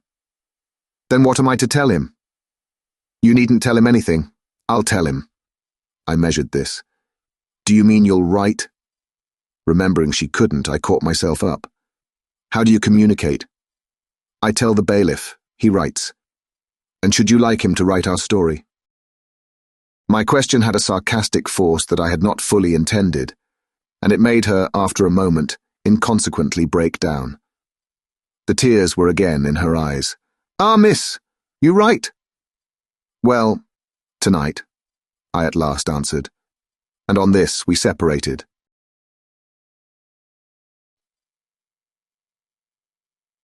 Chapter 17. I went so far in the evening as to make a beginning. The weather had changed back, a great wind was abroad, and beneath the lamp in my room, with Flora at peace beside me, I sat for a long time before a blank sheet of paper and listened to the lash of the rain and the batter of the gusts. Finally I went out, taking a candle. I crossed the passage and listened a minute at Miles's door. What, under my endless obsession, I had been impelled to listen for was some betrayal of his not being at rest, and I presently caught one, but not in the form I had expected. His voice tinkled out. "I say, you there, come in." It was a gaiety in the gloom. I went in with my light and found him in bed, very wide awake, but very much at his ease. "Well, what are you up to?" he asked with a grace of sociability in which it occurred to me that Mrs. Grose, had she been present, might have looked in vain for proof that anything was out. I stood over him with my candle. "How did you know I was there?" "Why, of course I heard you. Did you fancy you made no noise? You're like a troop of cavalry." He beautifully laughed. "Then you weren't asleep?" "Not much. I lie awake and think." I had put my candle, designedly, a short way off, and then, as he held out his friendly old hand to me, had sat down on the edge of his bed. "What is it?" I asked, "that you think of?" "What in the world, my dear, but you? Ah, the pride I take in your appreciation doesn't insist on that. I had so far rather you slept. Well, I think also you know of this queer business of ours." I marked the coolness of his firm little hand. "Of what queer business, Miles?" "Why, the way you bring me up, and all the rest." I fairly held my breath a minute, and even from my glimmering taper, there was light enough to show how he smiled up at me from his pillow. "What do you mean by all the rest?" "Oh, you know." I could say nothing for a minute, though I felt as I held his hand and our eyes continued to meet, that my silence had all the air of admitting his charge, and that nothing in the whole world of reality was perhaps at that moment so fabulous as our actual relation. "Certainly you shall go back to school," I said, "if it be that troubles you. But not to the old place. We must find another, a better." "How could I know it did trouble you, this question, when you never told me so, never spoke of it at all?" His clear, listening face, framed in its smooth whiteness, made him for the minute as appealing as some wistful patient in a children's hospital, and I would have given, as the resemblance came to me, all I possessed on earth really to be the nurse or the sister of charity who might have helped to cure him. Well, even as it was, I perhaps might help. "Do you know you've never said a word to me about your school? I mean the old one, never mentioned it in any way." He seemed to wonder. He smiled with the same loveliness. But he clearly gained time. He waited. He called for guidance. "Haven't I?" It wasn't for me to help him. It was for the thing I had met. Something in his tone and the expression of his face, as I got this from him, set my heart aching with such a pang as it had never yet known. So unutterably touching was it to see his little brain puzzled and his little resources taxed to play, under the spell laid on him, a part of innocence and consistency. No, never. From the hour you came back. You've never mentioned to me one of your masters, one of your comrades, nor the least little thing that ever happened to you at school. Never, little Miles. No, never. Have you given me an inkling of anything that may have happened there? Therefore you can fancy how much I'm in the dark. Until you came out that way this morning, you had, since the first hour I saw you, scarce even made a reference to anything in your previous life. You seemed so perfectly to accept the present. It was extraordinary how my absolute conviction of his secret precocity, or whatever I might call the poison of an influence that I dared but half to phrase, made him, in spite of the faint breath of his inward trouble, appear as accessible as an older person, imposed him almost as an intellectual equal. I thought you wanted to go on as you are. It struck me that at this he just faintly coloured. He gave, at any rate, like a convalescent slightly fatigued, a languid shake of his head. I don't. I want to get away. You're tired of Bly? Oh no, I like Bly. Well then. Oh, you know what a boy wants. I felt that I didn't know so well as Miles, and I took temporary refuge. You want to go to your uncle? Again, at this, with his sweet ironic face, he made a movement on the pillow. Ah, you can't get off with that. I was silent a little, and it was I, now I think, who changed colour. My dear, I don't want to get off. You can't, even if you do. You can't. You can't.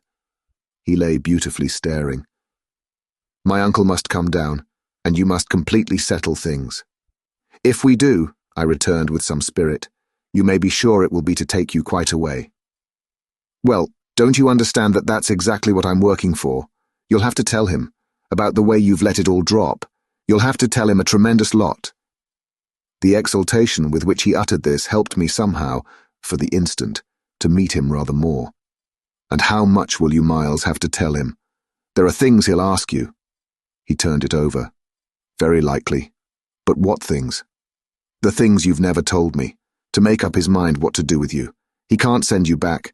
Oh, I don't want to go back, he broke in. I want a new field. He said it with admirable serenity, with positive, unimpeachable gaiety, and doubtless it was that very note that most evoked for me the poignancy, the unnatural childish tragedy of his probable reappearance at the end of 3 months, with all this bravado and still more dishonour. It overwhelmed me now that I should never be able to bear that, and it made me let myself go. I threw myself upon him, and in the tenderness of my pity I embraced him. Dear little Miles, dear little Miles. My face was close to his, and he let me kiss him, simply taking it with indulgent good humour.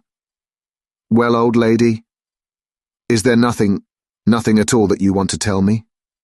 He turned off a little, facing round toward the wall and holding up his hand to look at as one had seen sick children look.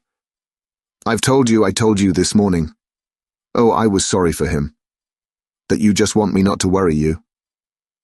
He looked round at me now, as if in recognition of my understanding him. Then ever so gently, to let me alone, he replied. There was even a singular little dignity in it, something that made me release him, yet when I had slowly risen, linger beside him. God knows I never wished to harass him, but I felt that merely at this, to turn my back on him, was to abandon, or, to put it more truly, to lose him. I've just begun a letter to your uncle, I said. Well then, finish it. I waited a minute. What happened before? He gazed up at me again. Before what? Before you came back, and before you went away. For some time he was silent, but he continued to meet my eyes. What happened? It made me, the sound of the words, in which it seemed to me that I caught for the very first time a small faint quaver of consenting consciousness. It made me drop on my knees beside the bed and seize once more the chance of possessing him. Dear little Miles, if you knew how I want to help you. It's only that, it's nothing but that, and I'd rather die than give you a pain, or do you a wrong. I'd rather die than hurt a hair of you. Dear little Miles, Oh, I brought it out now, even if I should go too far. I just want you to help me to save you. But I knew in a moment after this that I had gone too far. The answer to my appeal was instantaneous, but it came in the form of an extraordinary blast and chill, a gust of frozen air, and a shake of the room as great as if, in the wild wind, the casement had crashed in. The boy gave a loud, high shriek, which, lost in the rest of the shock of sound, might have seemed, indistinctly, though I was so close to him, a note either of jubilation or of terror. I jumped to my feet again and was conscious of darkness. So for a moment we remained, while I stared about me and saw that the drawn curtains were unstirred and the window tight. "Why, the candle's out," I then cried. "It was I who blew it, dear," said Miles. Chapter 18. The next day, after lessons, Mrs. Groves found a moment to say to me quietly, "Have you written, miss?" "Yes, I've written." But I didn't add, for the hour, that my letter, sealed and directed, was still in my pocket. There would be time enough to send it before the messenger should go to the village. Meanwhile, there had been, on the part of my pupils, no more brilliant, more exemplary morning. It was exactly as if they had both had at heart to gloss over any recent little friction. They performed the dizziest feats of arithmetic, soaring quite out of my feeble range, and perpetrated, in higher spirits than ever, geographical and historical jokes. It was conspicuous, of course, in Miles in particular, that he appeared to wish to show how easily he could let me down. This child, to my memory, really lives in a setting of beauty and misery that no words can translate. There was a distinction all his own in every impulse he revealed. Never was a small natural creature, to the uninitiated eye, all frankness and freedom, a more ingenious, a more extraordinary little gentleman. I had perpetually to guard against the wonder of contemplation, into which my initiated view betrayed me. To check the irrelevant gaze and discouraged sigh in which I constantly both attacked and renounced the enigma of what such a little gentleman could have done that deserved a penalty. Say that, by the dark prodigy I knew, the imagination of all evil had been opened up to him. All the justice within me ached for the proof that it could ever have flowered into an act. He had never, at any rate, been such a little gentleman as when, after our early dinner on this dreadful day, he came round to me and asked if I shouldn't like him for half an hour to play to me. David playing to Saul could never have shown a finer sense of the occasion. It was literally a charming exhibition of tact, of magnanimity, and quite tantamount to his saying outright, "The true knights we love to read about never push an advantage too far. I know what you mean now. You mean that, to be let alone yourself and not followed up, you'll cease to worry and spy upon me, won't keep me so close to you, will let me go and come. Well, I come, you see, but I don't go. There'll be plenty of time for that. I do really delight in your society, and I only want to show you that I contended for a principle." It may be imagined whether I resisted this appeal or failed to accompany him again, hand in hand, to the schoolroom. He sat down at the old piano and played as he had never played, and if there are those who think he had better have been kicking a football, I can only say that I wholly agree with them. For at the end of a time that under his influence I had quite ceased to measure, I started up with a strange sense of having literally slept at my post. It was after luncheon and by the schoolroom fire, and yet I hadn't really in the least slept. I had only done something much worse. I had forgotten. Where all this time was Flora? When I put the question to Miles, he played on a minute before answering and then could only say, "Why, my dear, how do I know?" breaking moreover into a happy laugh which, immediately after, as if it were a vocal accompaniment, he prolonged into incoherent, extravagant song. I went straight to my room, but his sister was not there. Then, before going downstairs, I looked into several others. As she was nowhere about, she would surely be with Mrs. Groves, whom, in the comfort of that theory, I accordingly proceeded in quest of. I found her where I had found her the evening before, but she met my quick challenge with blank, scared ignorance. She had only supposed that, after the repast, I had carried off both the children, as to which she was quite in her right, for it was the very first time I had allowed the little girl out of my sight without some special provision. Of course, now indeed she might be with the maids, so that the immediate thing was to look for her without an air of alarm. This we promptly arranged between us. But when, 10 minutes later, and in pursuance of our arrangement, we met in the hall, it was only to report on either side that after guarded inquiries, we had altogether failed to trace her. For a minute there, apart from observation, we exchanged mute alarms, and I could feel with what high interest my friend returned me all those I had from the first given her. "She'll be above," she presently said, "in one of the rooms you haven't searched." "No, she's at a distance." I had made up my mind. "She has gone out." Mrs. Gross stared. "Without a hat?" I naturally also looked volumes. "Isn't that woman always without one?" "She's with her." "She's with her," I declared. "We must find them." My hand was on my friend's arm, but she failed for the moment, confronted with such an account of the matter, to respond to my pressure. She communed, on the contrary, on the spot, with her uneasiness. "And where's Master Miles?" "Oh, he's with Quint. They're in the schoolroom." "Lord, miss." My view, I was myself aware, and therefore I suppose my tone, had never yet reached so calm an assurance. "The trick's played," I went on. "They've successfully worked their plan.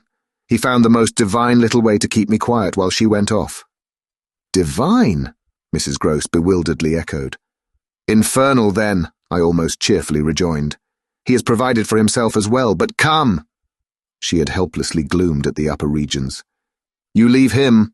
So long with Quint?" "Yes, I don't mind that now." She always ended at these moments by getting possession of my hand, and in this manner she could at present still stay me. But after gasping an instant at my sudden resignation, "Because of your letter?" she eagerly brought out. I quickly, by way of answer, felt for my letter, drew it forth, held it up, and then freeing myself, went and laid it on the great hall table. "Luke will take it," I said as I came back. I reached the house door and opened it. I was already on the steps. My companion still demurred. The storm of the night and the early morning had dropped, but the afternoon was damp and grey. I came down to the drive while she stood in the doorway. "You go with nothing on?" "What do I care when the child has nothing? I can't wait to dress," I cried, "and if you must do so, I leave you. Try meanwhile yourself upstairs." "With them?" Oh, on this the poor woman promptly joined me.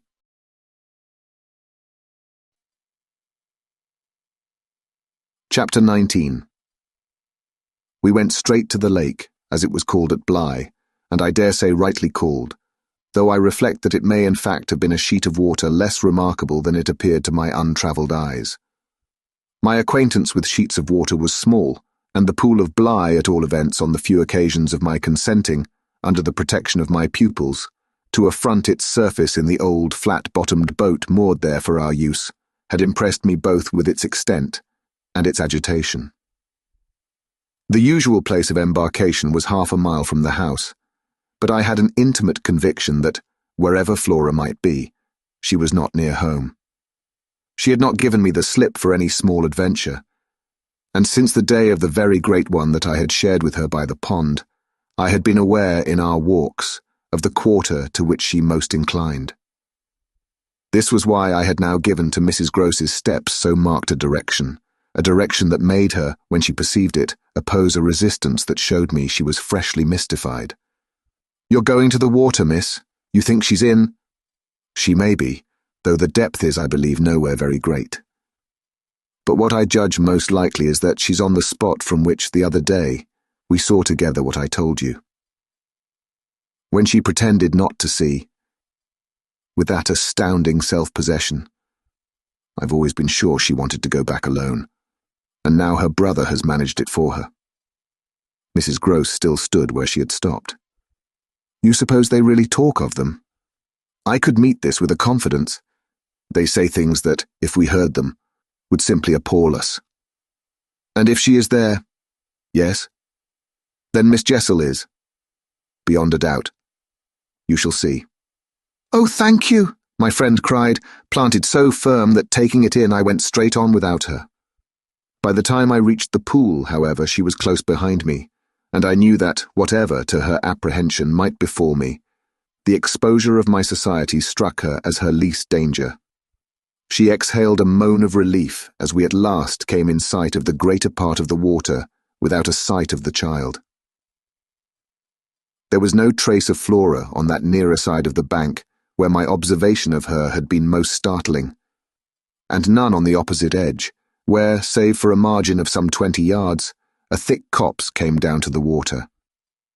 The pond, oblong in shape, had a width so scant compared to its length that with its ends out of view, it might have been taken for a scant river. We looked at the empty expanse, and then I felt the suggestion of my friend's eyes. I knew what she meant, and I replied with a negative headshake. No, wait, she has taken the boat. My companion stared at the vacant mooring place, and then again across the lake. Then where is it? Our not seeing it is the strongest of proofs. She has used it to go over, and then has managed to hide it. All alone, that child? She's not alone, and at such times she's not a child, she's an old woman. I scanned all the visible shore while Mrs. Gross took again into the queer element I offered her, one of her plunges of submission. Then I pointed out that the boat might perfectly be in a small refuge formed by one of the recesses of the pool, an indentation masked, for the hither side, by a projection of the bank and by a clump of trees growing close to the water. But if the boat's there, where on earth's she? My colleague anxiously asked. That's exactly what we must learn. And I started to walk further. By going all the way round? Certainly, far as it is. It will take us but 10 minutes, but it's far enough to have made the child prefer not to walk. She went straight over. Laws! Cried my friend again. The chain of my logic was ever too much for her. It dragged her at my heels even now, and when we had got halfway round, a devious, tiresome process, on ground much broken and by a path choked with overgrowth, I paused to give her breath. I sustained her with a grateful arm, assuring her that she might hugely help me, and this started us afresh, so that in the course of but few minutes more, we reached a point from which we found the boat to be where I had supposed it. It had been intentionally left as much as possible out of sight, and was tied to one of the stakes of a fence that came just there, down to the brink, and that had been an assistance to disembarking. I recognized, as I looked at the pair of short, thick oars quite safely drawn up, the prodigious character of the feat for a little girl. But I had lived by this time too long among wonders, and had panted to too many livelier measures. There was a gate in the fence, through which we passed, and that brought us, after a trifling interval, more into the open. Then, there she is, we both exclaimed at once. Flora, a short way off, stood before us on the grass and smiled as if her performance was now complete. The next thing she did, however, was to stoop straight down and pluck, quite as if it were all she was there for, a big, ugly spray of withered fern. I instantly became sure she had just come out of the copse.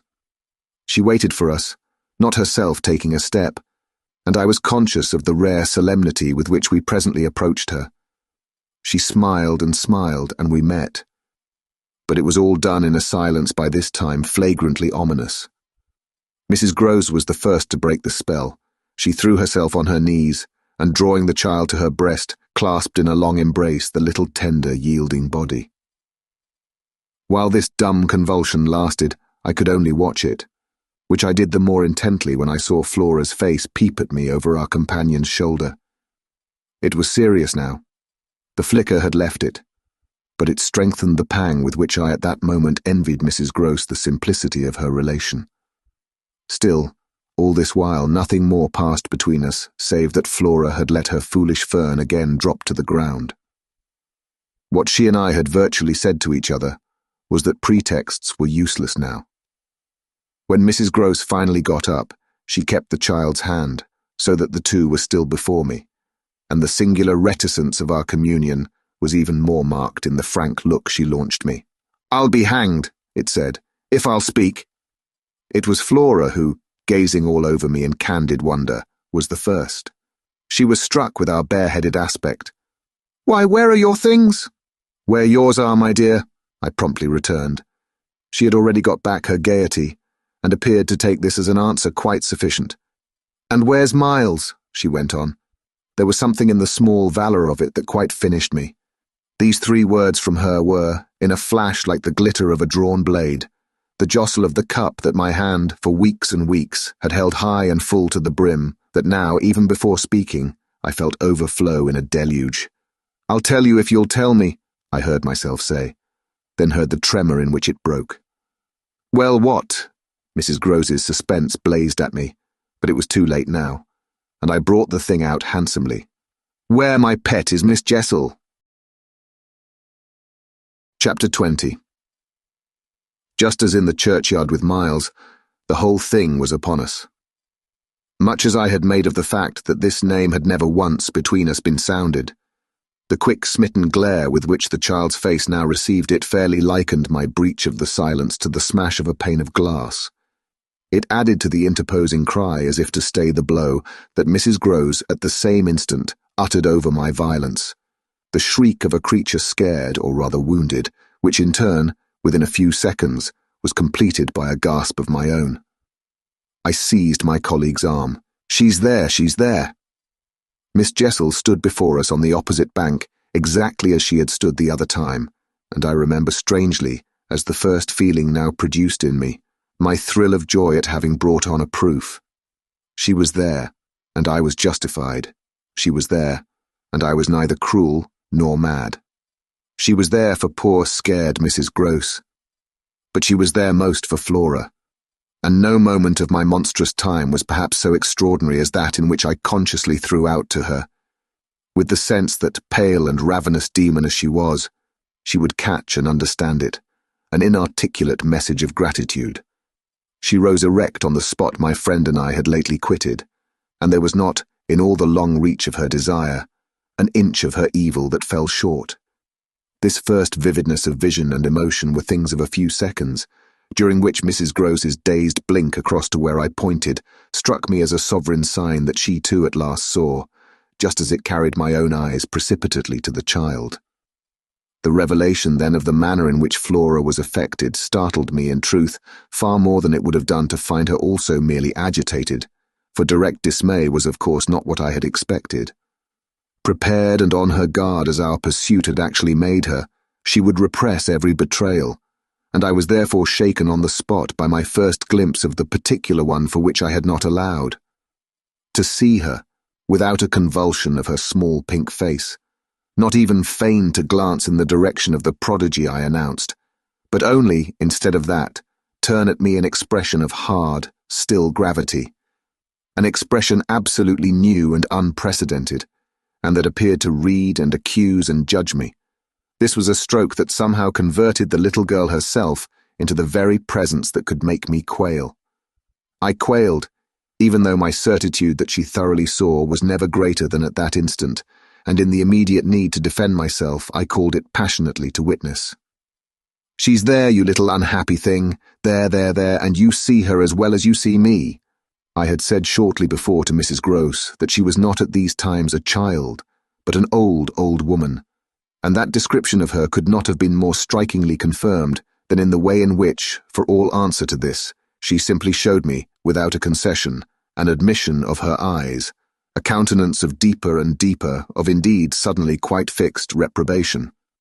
I was by this time, if I can put the whole thing at all together, more appalled at what I may properly call her manner than at anything else, though it was simultaneously with this that I became aware of having Mrs. Grose also, and very formidably, to reckon with.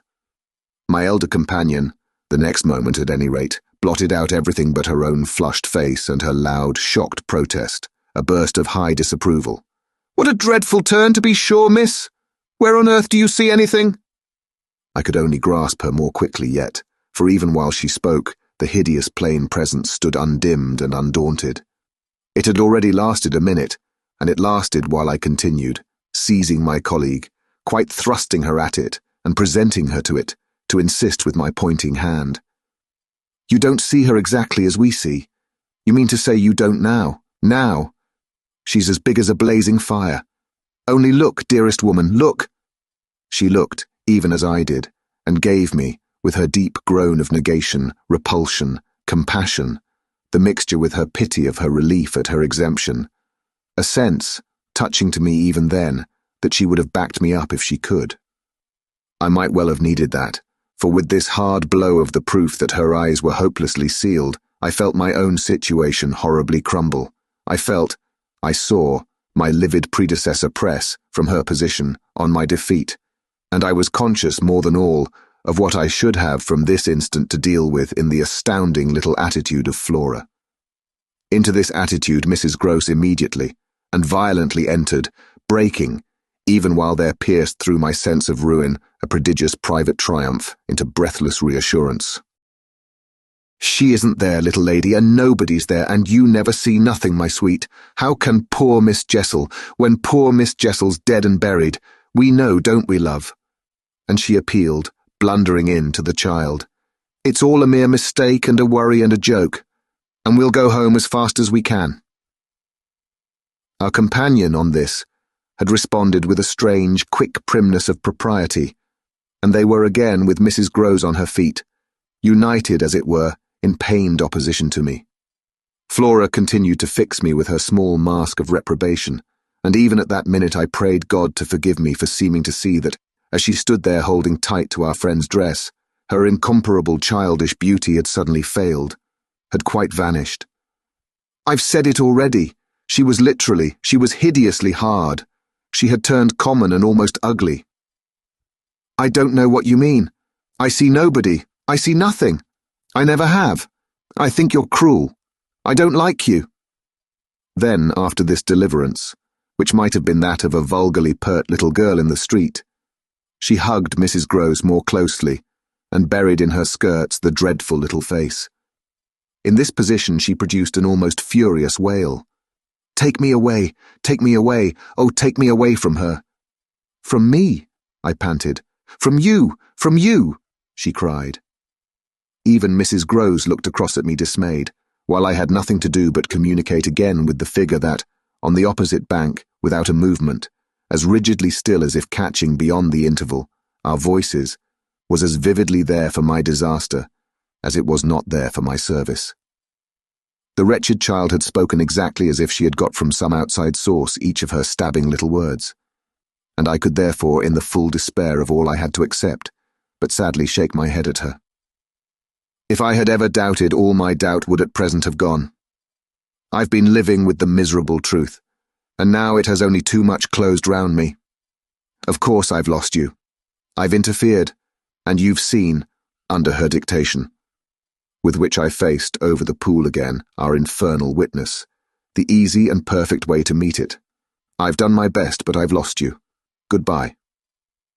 For Mrs. Gross I had an imperative, an almost frantic, "Go, go," before which, in infinite distress but mutely possessed of the little girl, and clearly convinced, in spite of her blindness, that something awful had occurred and some collapse engulfed us, she retreated, by the way we had come, as fast as she could move. Of what first happened when I was left alone, I had no subsequent memory. I only knew that at the end of, I suppose, a quarter of an hour, an odorous dampness and roughness, chilling and piercing my trouble, had made me understand that I must have thrown myself on my face on the ground and given way to a wildness of grief. I must have lain there long and cried and sobbed, for when I raised my head, the day was almost done. I got up and looked a moment, through the twilight, at the grey pool and its blank, haunted edge, and then I took, back to the house, my dreary and difficult course. When I reached the gate in the fence, the boat, to my surprise, was gone, so that I had a fresh reflection to make on Flora's extraordinary command of the situation. She passed that night, by the most tacit, and I should add, were not the words so grotesque a false note, the happiest of arrangements, with Mrs. Gross. I saw neither of them on my return, but on the other hand, as by an ambiguous compensation, I saw a great deal of Miles. I saw, I can use no other phrase, so much of him that it was as if it were more than it had ever been. No evening I had passed at Bly had the portentous quality of this one, in spite of which, and in spite also of the deeper depths of consternation that had opened beneath my feet, there was literally in the ebbing actual an extraordinarily sweet sadness. On reaching the house I had never so much as looked for the boy. I had simply gone straight to my room to change what I was wearing and to take in, at a glance, much material testimony to Flora's rupture. Her little belongings had all been removed. When later, by the schoolroom fire, I was served with tea by the usual maid, I indulged, on the article of my other pupil, in no inquiry whatever. He had his freedom now. He might have it to the end. Well, he did have it, and it consisted, in part at least, of his coming in at about 8 o'clock and sitting down with me in silence. On the removal of the tea things, I had blown out the candles and drawn my chair closer. I was conscious of a mortal coldness and felt as if I should never again be warm. So when he appeared, I was sitting in the glow with my thoughts. He paused a moment by the door as if to look at me, then, as if to share them, came to the other side of the hearth and sank into a chair. We sat there in absolute stillness, yet he wanted, I felt, to be with me. Chapter 21. Before a new day, in my room, had fully broken, my eyes opened to Mrs. Grose, who had come to my bedside with worse news. Flora was so markedly feverish that an illness was perhaps at hand. She had passed a night of extreme unrest, a night agitated above all by fears that had for their subject not in the least her former but wholly her present governess. It was not against the possible re-entrance of Miss Jessel on the scene that she protested. It was conspicuously and passionately against mine. I was promptly on my feet, of course, and with an immense deal to ask, the more that my friend had discernibly now girded her loins to meet me once more. This I felt as soon as I had put to her the question of her sense of the child's sincerity as against my own. She persists in denying to you that she saw or has ever seen anything. My visitor's trouble truly was great. Ah, miss, it isn't a matter on which I can push her. Yet it isn't either, I must say, as if I much needed to. It has made her, every inch of her, quite old. Oh, I see her perfectly from here. She resents, for all the world like some high little personage, the imputation on her truthfulness and, as it were, her respectability. Miss Jessel, indeed, she. Ah, she's respectable. The chit. The impression she gave me there yesterday was, I assure you, the very strangest of all. It was quite beyond any of the others. I did put my foot in it. She'll never speak to me again. Hideous and obscure as it all was, it held Mrs. Grose briefly silent. Then she granted my point with a frankness which, I made sure, had more behind it. I think indeed, miss, she never will. She do have a grand manner about it.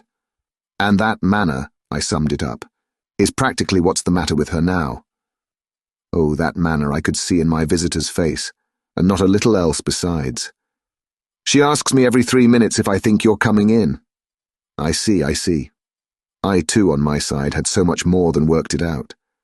Has she said to you since yesterday, except to repudiate her familiarity with anything so dreadful, a single other word about Miss Jessel? Not one, miss. And of course you know, my friend added, I took it from her, by the lake, that just then and there at least there was nobody. Rather. And naturally you take it from her still. I don't contradict her. What else can I do? Nothing in the world. You've the cleverest little person to deal with. They've made them, their two friends I mean, still cleverer even than nature did, for it was wondrous material to play on.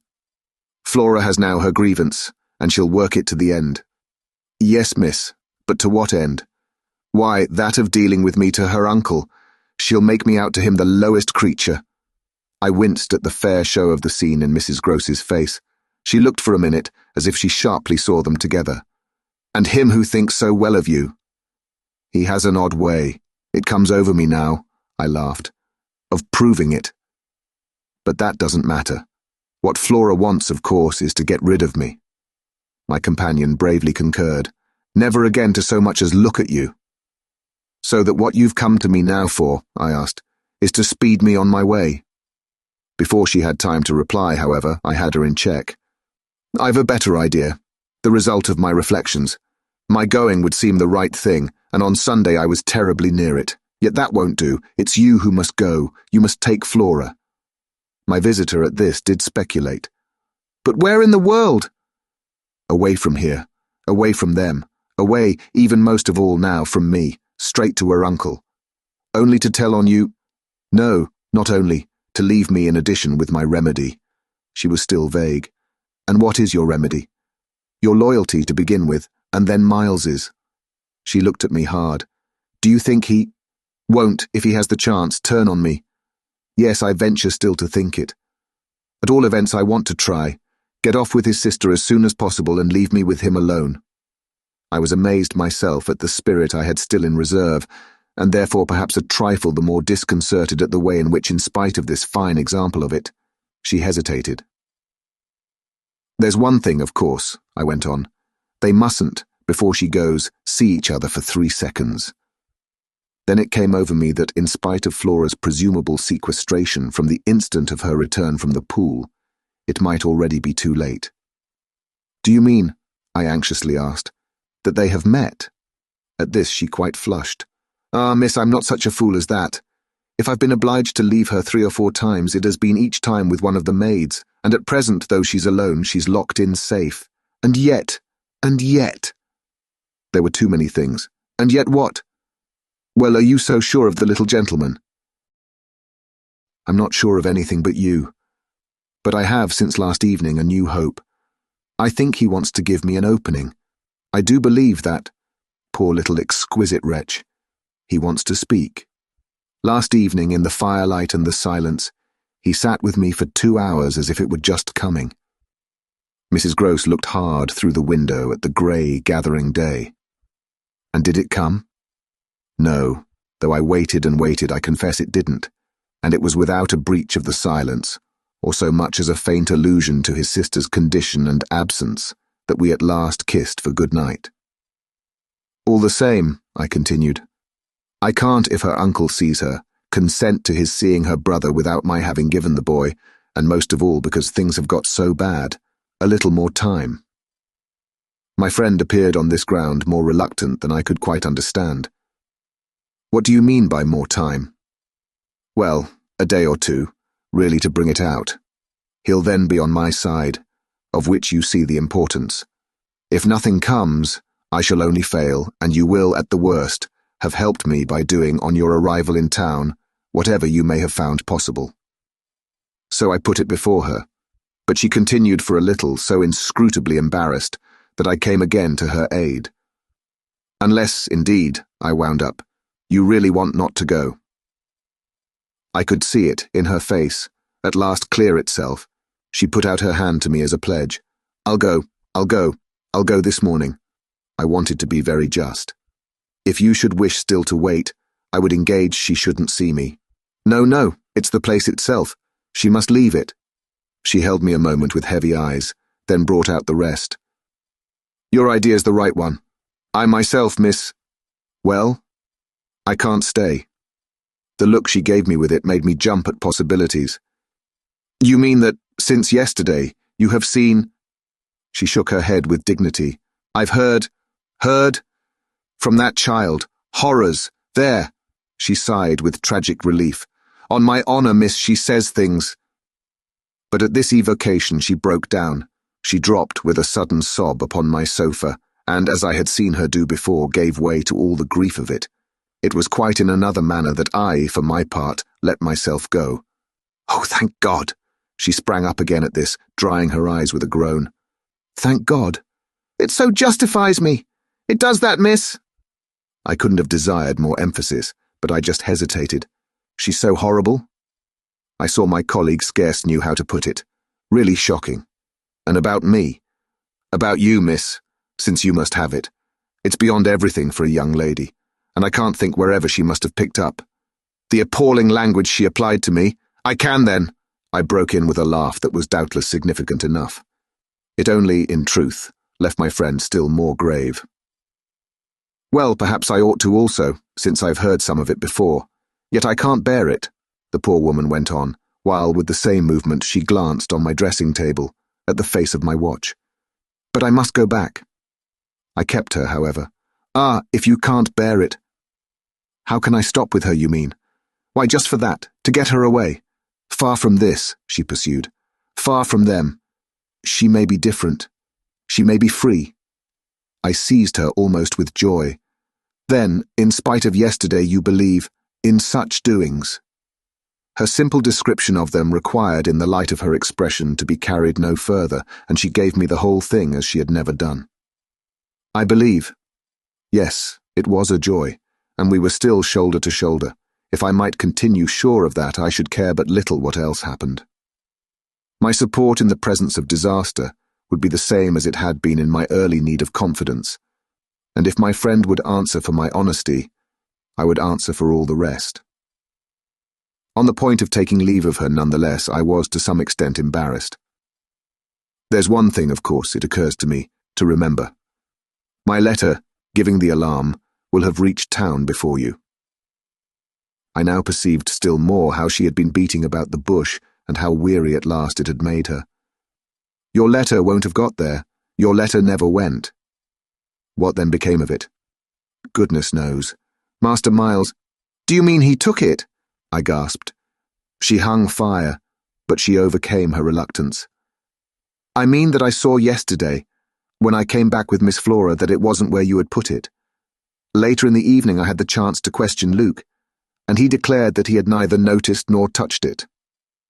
We could only exchange on this, one of our deeper mutual soundings, and it was Mrs. Groves who first brought up the plum with an almost elated, "You see?"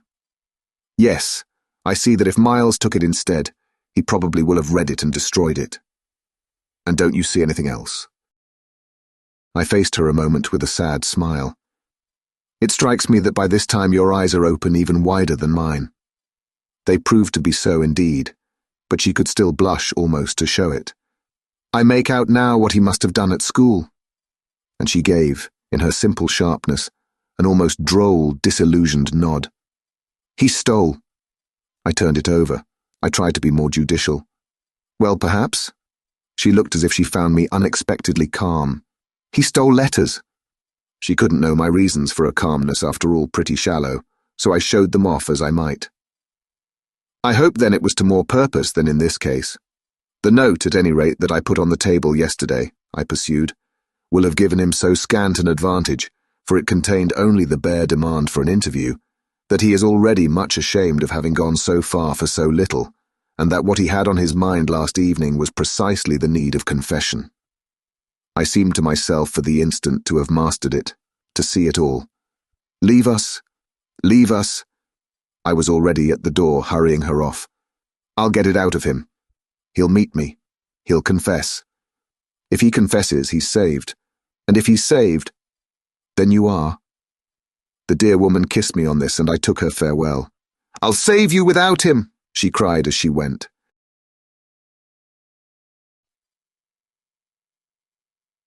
Chapter 22. Yet it was when she had got off, and I missed her on the spot, that the great pinch really came. If I had counted on what it would give me to find myself alone with Miles, I speedily perceived, at least, that it would give me a measure. No hour of my stay, in fact, was so assailed with apprehensions as that of my coming down to learn that the carriage containing Mrs. Groves and my younger pupil had already rolled out of the gates. Now I was, I said to myself, face to face with the elements, and for much of the rest of the day, while I fought my weakness, I could consider that I had been supremely rash. It was a tighter place still than I had yet turned round in, all the more that, for the first time, I could see in the aspect of others a confused reflection of the crisis. What had happened naturally caused them all to stare. There was too little of the explained, throw out whatever we might, in the suddenness of my colleague's act. The maids and the men looked blank, the effect of which on my nerves was an aggravation until I saw the necessity of making it a positive aid. It was precisely, in short, by just clutching the helm that I avoided total wreck, and I dare say that to bear up at all, I became that morning very grand and very dry. I welcomed the consciousness that I was charged with much to do, and I caused it to be known as well that left thus to myself I was quite remarkably firm. I wandered with that manner for the next hour or two all over the place and looked, I have no doubt, as if I were ready for any onset.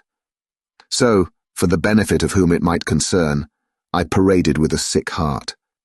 The person it appeared least to concern proved to be, till dinner, little Miles himself. My perambulations had given me, meanwhile, no glimpse of him, but they had tended to make more public the change taking place in our relation as a consequence of his having at the piano, the day before, kept me, in Flora's interest, so beguiled and befooled.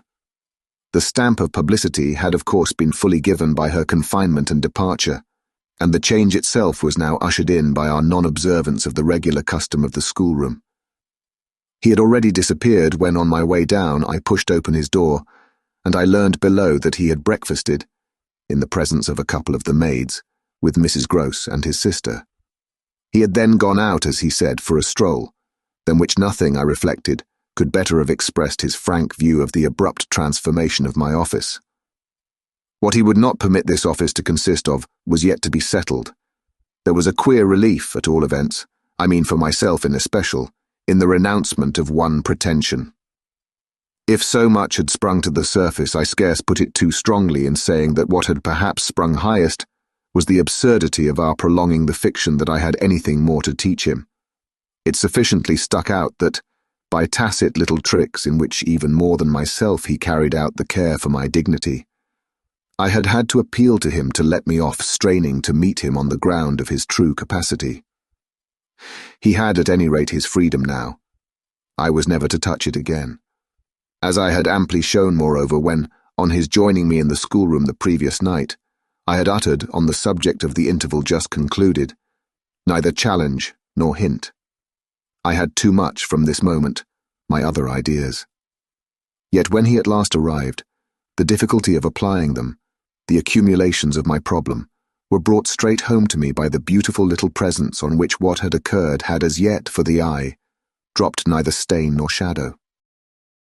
To mark, for the house, the high state I cultivated, I decreed that my meals with the boy should be served, as we called it, downstairs, so that I had been awaiting him in the ponderous pomp of the room outside of the window, of which I had had from Mrs. Gross, that first scared Sunday, my flash of something it would scarce have done to call light. Here at present I felt afresh, for I had felt it again and again, how my equilibrium depended on the success of my rigid will, the will to shut my eyes as tight as possible to the truth that what I had to deal with was, revoltingly, against nature. I could only get on at all by taking nature into my confidence and my account, by treating my monstrous ordeal as a push in a direction unusual, of course, and unpleasant, but demanding, after all, for a fair front, only another turn of the screw of ordinary human virtue. No attempt, nonetheless, could well require more tact than just this attempt to supply, oneself, all the nature. How could I put even a little of that article into a suppression of reference to what had occurred? How, on the other hand, could I make reference without a new plunge into the hideous obscure? Well, a sort of answer after a time had come to me, and it was so far confirmed as that I was met, incontestably, by the quickened vision of what was rare in my little companion. It was indeed as if he had found even now, as he had so often found at lessons, still some other delicate way to ease me off. Wasn't there light in the fact which, as we shared our solitude, broke out with a specious glitter it had never yet quite worn? The fact that, opportunity aiding, precious opportunity which had now come, it would be preposterous, with a child so endowed, to forego the help one might wrest from absolute intelligence. What had his intelligence been given him for but to save him? Mightn't one, to reach his mind, risk the stretch of an angular arm over his character? It was as if, when we were face to face in the dining room, he had literally shown me the way. The roast mutton was on the table, and I had dispensed with attendance. Miles, before he sat down, stood a moment with his hands in his pockets, and looked at the joint, on which he seemed on the point of passing some humorous judgment. But what he presently produced was, "I say, my dear, is she really very awfully ill?" "Little Flora? Not so bad, but that she'll presently be better. London will set her up. Bligh had ceased to agree with her. Come here and take your mutton." He alertly obeyed me, carried the plate carefully to his seat, and when he was established went on. "Did Bligh disagree with her so terribly suddenly?" "Not so suddenly as you might think. One had seen it coming on." "Then why didn't you get her off before?" "Before what?" "Before she became too ill to travel." I found myself prompt. She's not too ill to travel. She only might have become so if she had stayed. This was just the moment to seize. The journey will dissipate the influence. Oh, I was grand, and carry it off. I see. Miles, for that matter, was grand too. He settled to his repast with the charming little table manner that, from the day of his arrival, had relieved me of all grossness of admonition. Whatever he had been driven from school for, it was not for ugly feeding. He was irreproachable, as always today, but he was unmistakably more conscious. He was discernibly trying to take for granted more things than he found without assistance. Quite easy. And he dropped into peaceful silence while he felt his situation. Our meal was of the briefest, mine a vain pretense, and I had the things immediately removed. While this was done, Miles stood again with his hands in his little pockets and his back to me. Stood and looked out of the wide window through which, that other day, I had seen what pulled me up.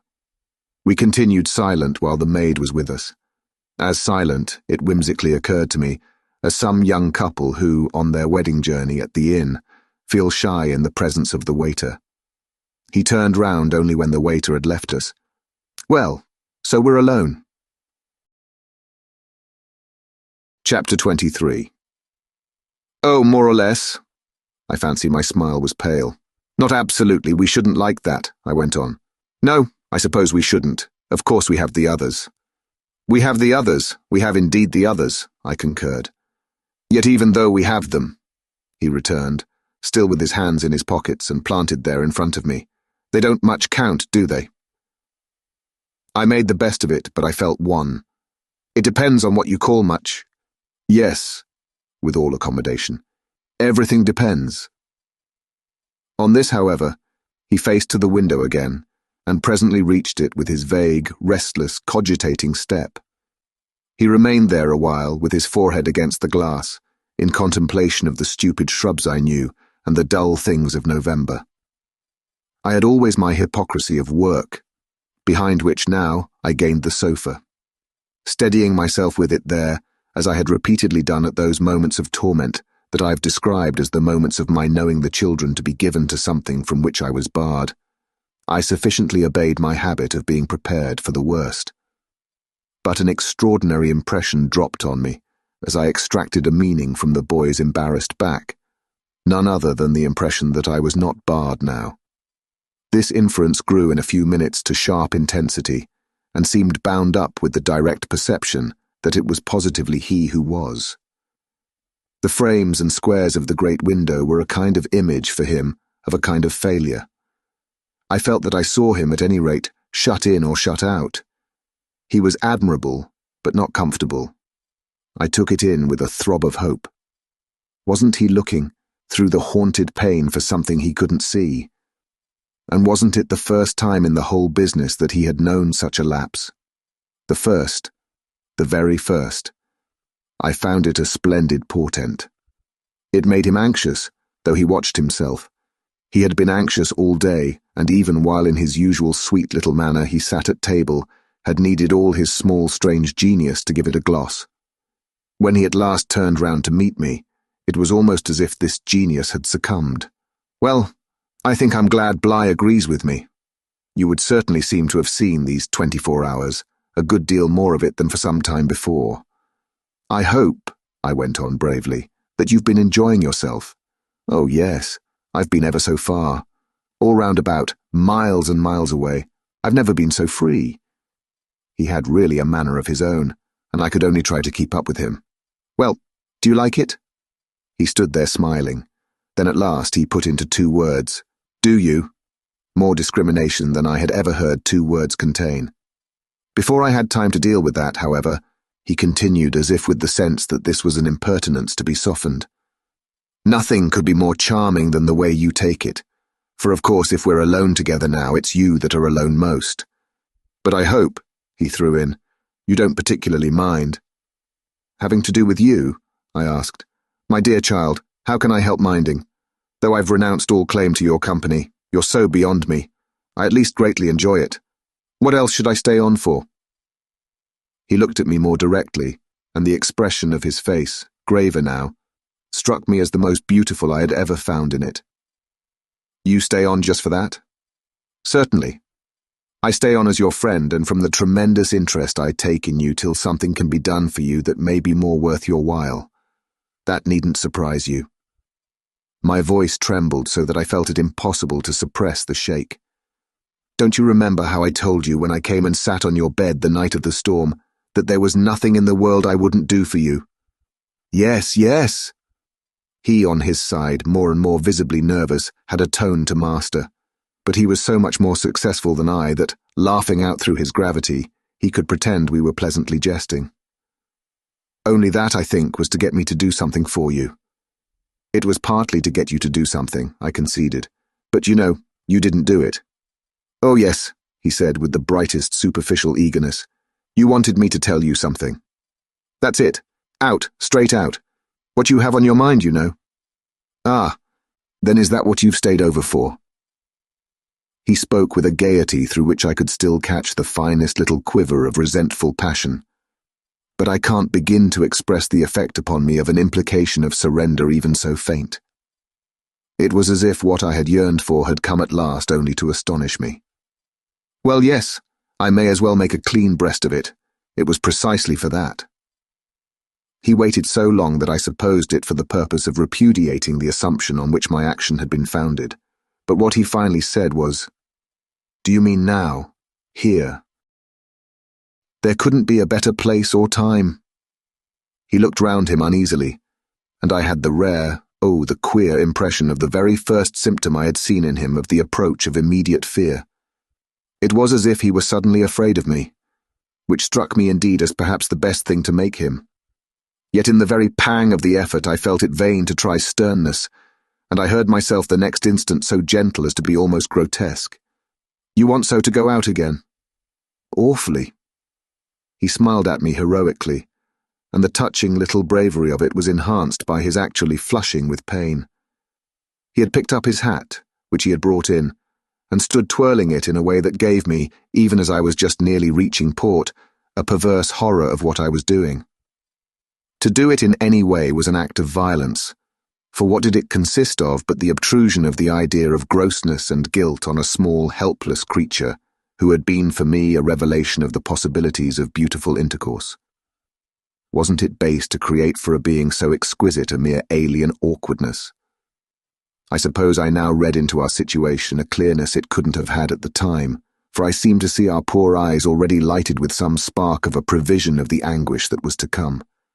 So we circled about, with terrors and scruples, like fighters not daring to close. But it was for each other we feared. That kept us a little longer suspended and unbruised. "I'll tell you everything," Miles said. "I mean, I'll tell you anything you like. You'll stay on with me, and we shall both be all right, and I will tell you. I will. But not now." "Why not now?" My insistence turned him from me, and kept him once more at his window in a silence during which, between us, you might have heard a pin drop. Then he was before me again with the air of a person for whom outside, someone who had frankly to be reckoned with was waiting. "I have to see Luke." I had not yet reduced him to quite so vulgar a lie, and I felt proportionately ashamed. But horrible as it was, his lies made up my truth. I achieved thoughtfully a few loops of my knitting. "Well then, go to Luke, and I'll wait for what you promise. Only, in return for that, satisfy, before you leave me, one very much smaller request." He looked as if he felt he had succeeded enough to be able still a little to bargain. "Very much smaller?" "Yes, a mere fraction of the whole. Tell me." Oh, my work preoccupied me, and I was offhand. "If, yesterday afternoon from the table in the hall, you took, my letter."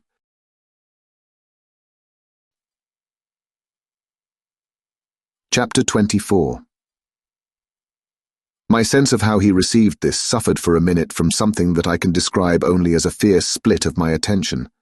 A stroke that at first, as I sprang straight up, reduced me to the mere blind movement of getting hold of him, drawing him close, and while I just fell for support against the nearest piece of furniture, instinctively keeping him with his back to the window. The appearance was full upon us that I had already had to deal with here. Peter Quint had come into view like a sentinel before a prison.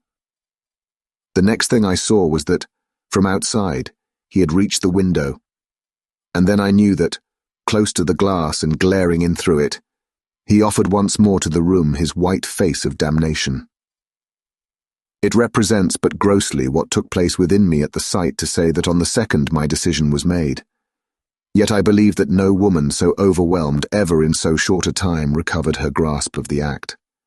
It came to me in the very horror of the immediate presence that the act would be seeing and facing what I saw and faced, to keep the boy himself unaware. The inspiration, I can call it by no other name, was that I felt how voluntarily, how transcendently I might.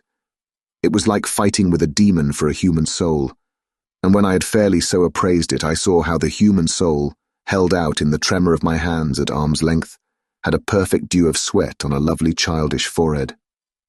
The face that was close to mine was as white as the face against the glass, and out of it presently came a sound, not low nor weak, but as if from much further away, that I drank like a waft of fragrance. Yes, I took it. At this, with a moan of joy, I unfolded. I drew him close, and while I held him to my breast, where I could feel in the sudden fever of his little body the tremendous pulse of his little heart, I kept my eyes on the thing at the window, and saw it move and shift its posture. I have likened it to a sentinel, but its slow wheel for a moment was rather the prowl of a baffled beast. My present quickened courage, however, was such that, not too much to let it through, I had to shade, as it were, my flame. Meanwhile the glare of the face was again at the window, the scoundrel fixed as if to watch and wait. It was the very confidence that I might now defy him, as well as the positive certitude by this time of the child's unconsciousness, that made me go on. What did you take it for? To see what you said about me. You opened the letter? I opened it.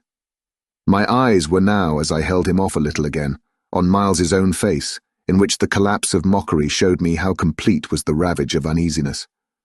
What was prodigious was that at last, by my success, his sense was sealed, and his communication stopped. He knew that he was in presence, but knew not of what, and knew still less that I also was, and that I did know. And what did this strain of trouble matter when my eyes went back to the window, only to see that the air was clear again, and, by my personal triumph, the influence quenched? There was nothing there.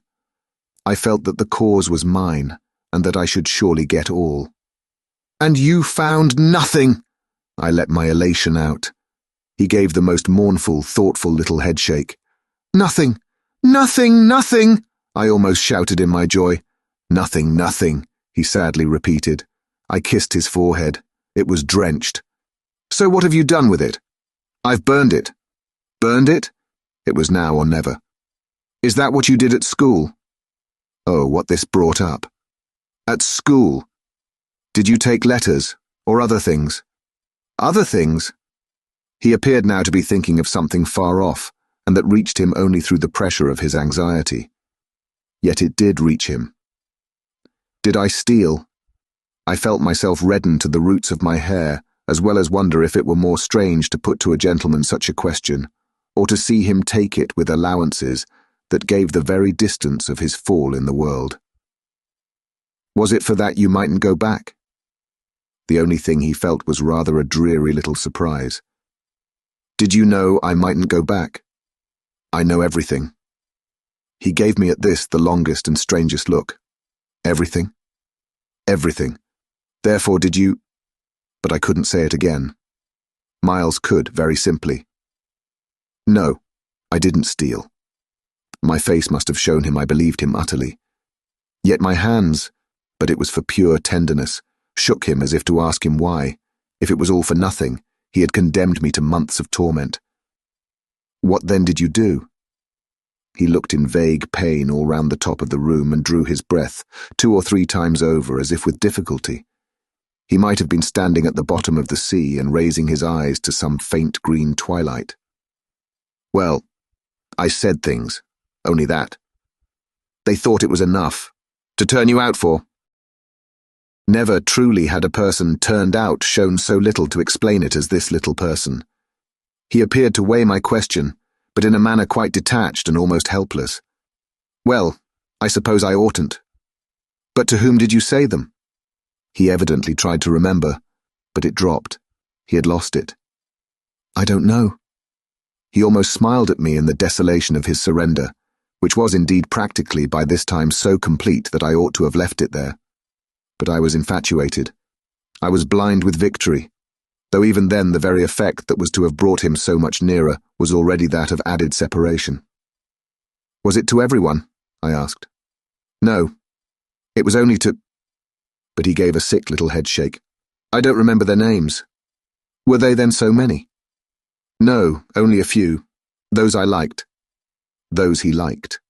I seemed to float not into clearness, but into a darker obscure, and within a minute there had come to me out of my very pity the appalling alarm of his being perhaps innocent. It was for the instant confounding and bottomless, for if he were innocent, what then on earth was I? Paralyzed, while it lasted, by the mere brush of the question, I let him go a little, so that with a deep-drawn sigh, he turned away from me again, which, as he faced toward the clear window, I suffered, feeling that I had nothing now there to keep him from. And did they repeat what you said? I went on after a moment. He was soon at some distance from me, still breathing hard and again with the air, though now without anger for it, of being confined against his will. Once more, as he had done before, he looked up at the dim day, as if, of what had hitherto sustained him, nothing was left but an unspeakable anxiety. Oh, yes, he nevertheless replied. They must have repeated them. To those they liked, he added. There was somehow less of it than I had expected, but I turned it over. And these things came round? To the masters? Oh, yes, he answered very simply, but I didn't know they'd tell. The masters? They didn't. They've never told. That's why I ask you. He turned to me again, his little beautiful fevered face. Yes, it was too bad. Too bad. What I suppose I sometimes said, to write home. I can't name the exquisite pathos of the contradiction given to such a speech by such a speaker. I only know that the next instant I heard myself throw off with homely force, "Stuff and nonsense!" But the next after that I must have sounded stern enough. What were these things? My sternness was all for his judge, his executioner, yet it made him avert himself again, and that movement made me, with a single bound and an irrepressible cry, spring straight upon him. For there again against the glass, as if to blight his confession and stay his answer, was the hideous author of our woe, the white face of damnation. I felt a sick swim at the drop of my victory and all the return of my battle, so that the wildness of my veritable leap only served as a great betrayal.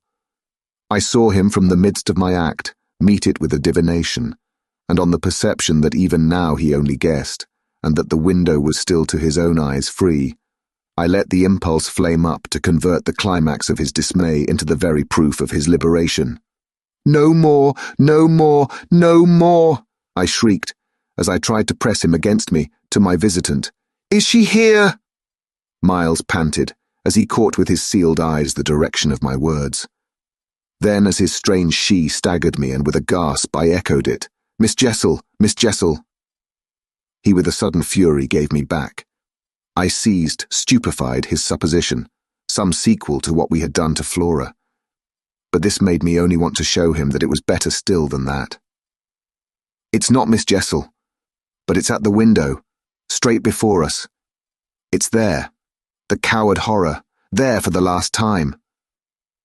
At this, after a second in which his head made the movement of a baffled dog's on a scent, and then gave a frantic little shake for air and light, he was at me in a white rage, bewildered, glaring vainly over the place and missing wholly, though it now, to my sense, filled the room like the taste of poison, the wide, overwhelming presence.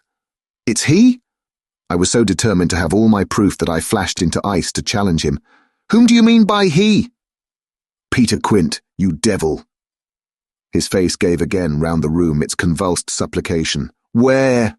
They're in my ears still, his supreme surrender of the name and his tribute to my devotion. "What does he matter now, my own? What will he ever matter? I have you," I launched at the beast, "but he has lost you forever." Then, for the demonstration of my work, There, I said to Miles.